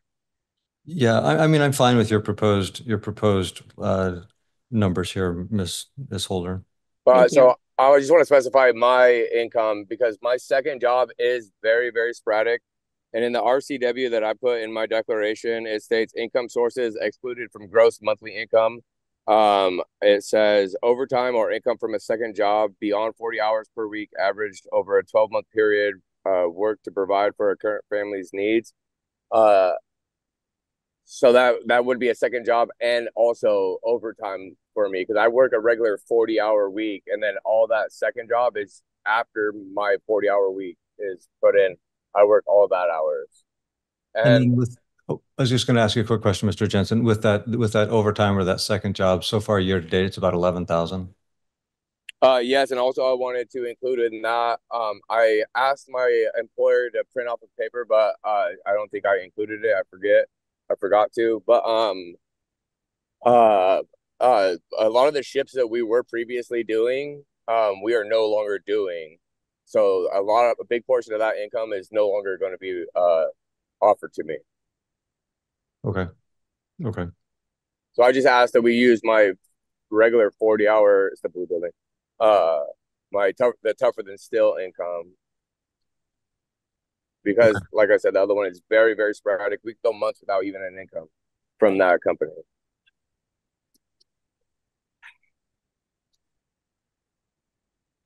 Okay, so given that the situation we're in, Ms. Holder's proposing a gross of 5998 with a net of 4956. It looks like when I saw Mr. Jensen's regular pay, his regular pay is about, as of the 30th of September, was about 4,081. With the overtime, that's an extra, year to date, 1,200. Mr. Jensen indicates that that's decreasing. So if you add those two numbers just on their face, it's 5334 for a gross net income. So I'm gonna set the gross at 5,000 straight, just 5,000, and then the deductions would come from that, and then there would be a net income, and then the figures would be based on that. So I'm wondering if Ms. Holder, if you would be so kind as to put those numbers in with a net of 5,000. Net of 5,000 or gross of 5,000? Gross, pardon me, gross. And then with the deductions, that would get us to that net figure, and then we'd have a dollar amount. And could you repeat the net figure, please? Oh, could you repeat that, please? 5,000 gross, and what was the net? I don't know what the net is, because there'll be some deductions based on the $5,000. Yeah. I'm assuming it's going to be right around 4,000, but I'm not sure. And then deductions, okay. I see what the court is saying. Thank you. Yeah. So if you could help produce the new child support worksheet with just the 5,000 gross and then the calculations therefrom, and then if you wouldn't mind just also amending that child support order to reflect the worksheets. Then, Mr. Jensen, do you have any further questions on the child support order? No, that was it, I think. Oh, and whenever the start date could be, I have been paying my portion of childcare and stuff, so I was just wondering if we could do the start date for next month. Okay. Let's see. Here it's proposed September 1st in the proposed order. Ms. Holder? Yes, Your Honor, I believe we should stick with that September 1st date. The court has now set him lower than, has set him at a gross of $5,000. This case has been ongoing for months. I mean, court just indicated that we've had a set over for at least 8 weeks. So I think a September start date or back date for child support is appropriate here. Thanks. If you'll please include there October 1 as the start date. All right, and then Ms. Holder, if you'd be so kind as to email those two revised child support order and the worksheet to both Mr. Jensen and myself, and please include Mr. Lawrence. Yes, Your Honor. Great. Other than that, I think that takes care of things for today. Any additional items, Ms. Holder, Mr. Jensen, or Mr. Lawrence? I would just ask that we do not set a date for another return to the court. I believe we can get everything hammered out and get these signed without having a review date or a continuance. Yeah, that's my intent also, not to have an additional date. Mr. Jensen, any final items? As long as they get me my stuff in a timely manner this time, I'll be fine with that. As long as you get what? The last couple times it's taken them like 2 weeks to send me the papers to sign or go over. So as long as they get it to me timely, I'm fine with that. My assumption is Ms. Holder's going to make those revisions and I'll have those by end of day and I'm just going to sign them based on what we did here today. All right, beautiful. Yes, that works for me then. All right, thank you. Mr. Lawrence? I have nothing, Your Honor. Great, thank you. That'll conclude the hearing. Thank you all. Thank you. Thank you, Your Honor. I feel a little bit bad for the parents in this case because there were so many continuances, but I guess that's just one of the consequences of high conflict parenting, and that's how it goes when you need every little thing spelled out in black and white in your parenting plan. I'm glad that we got to see the finalization of their temporary orders before they ended the Zoom hearings for good. It's hard to say when they will be back for a permanent order, and it seems like things are pretty settled for the moment. This will be the final update in this case, as this courtroom has returned to in-person hearings only. I hope that they can continue to work together for their daughter's sake, and I hope that Dad continues to have success on his quest for sobriety.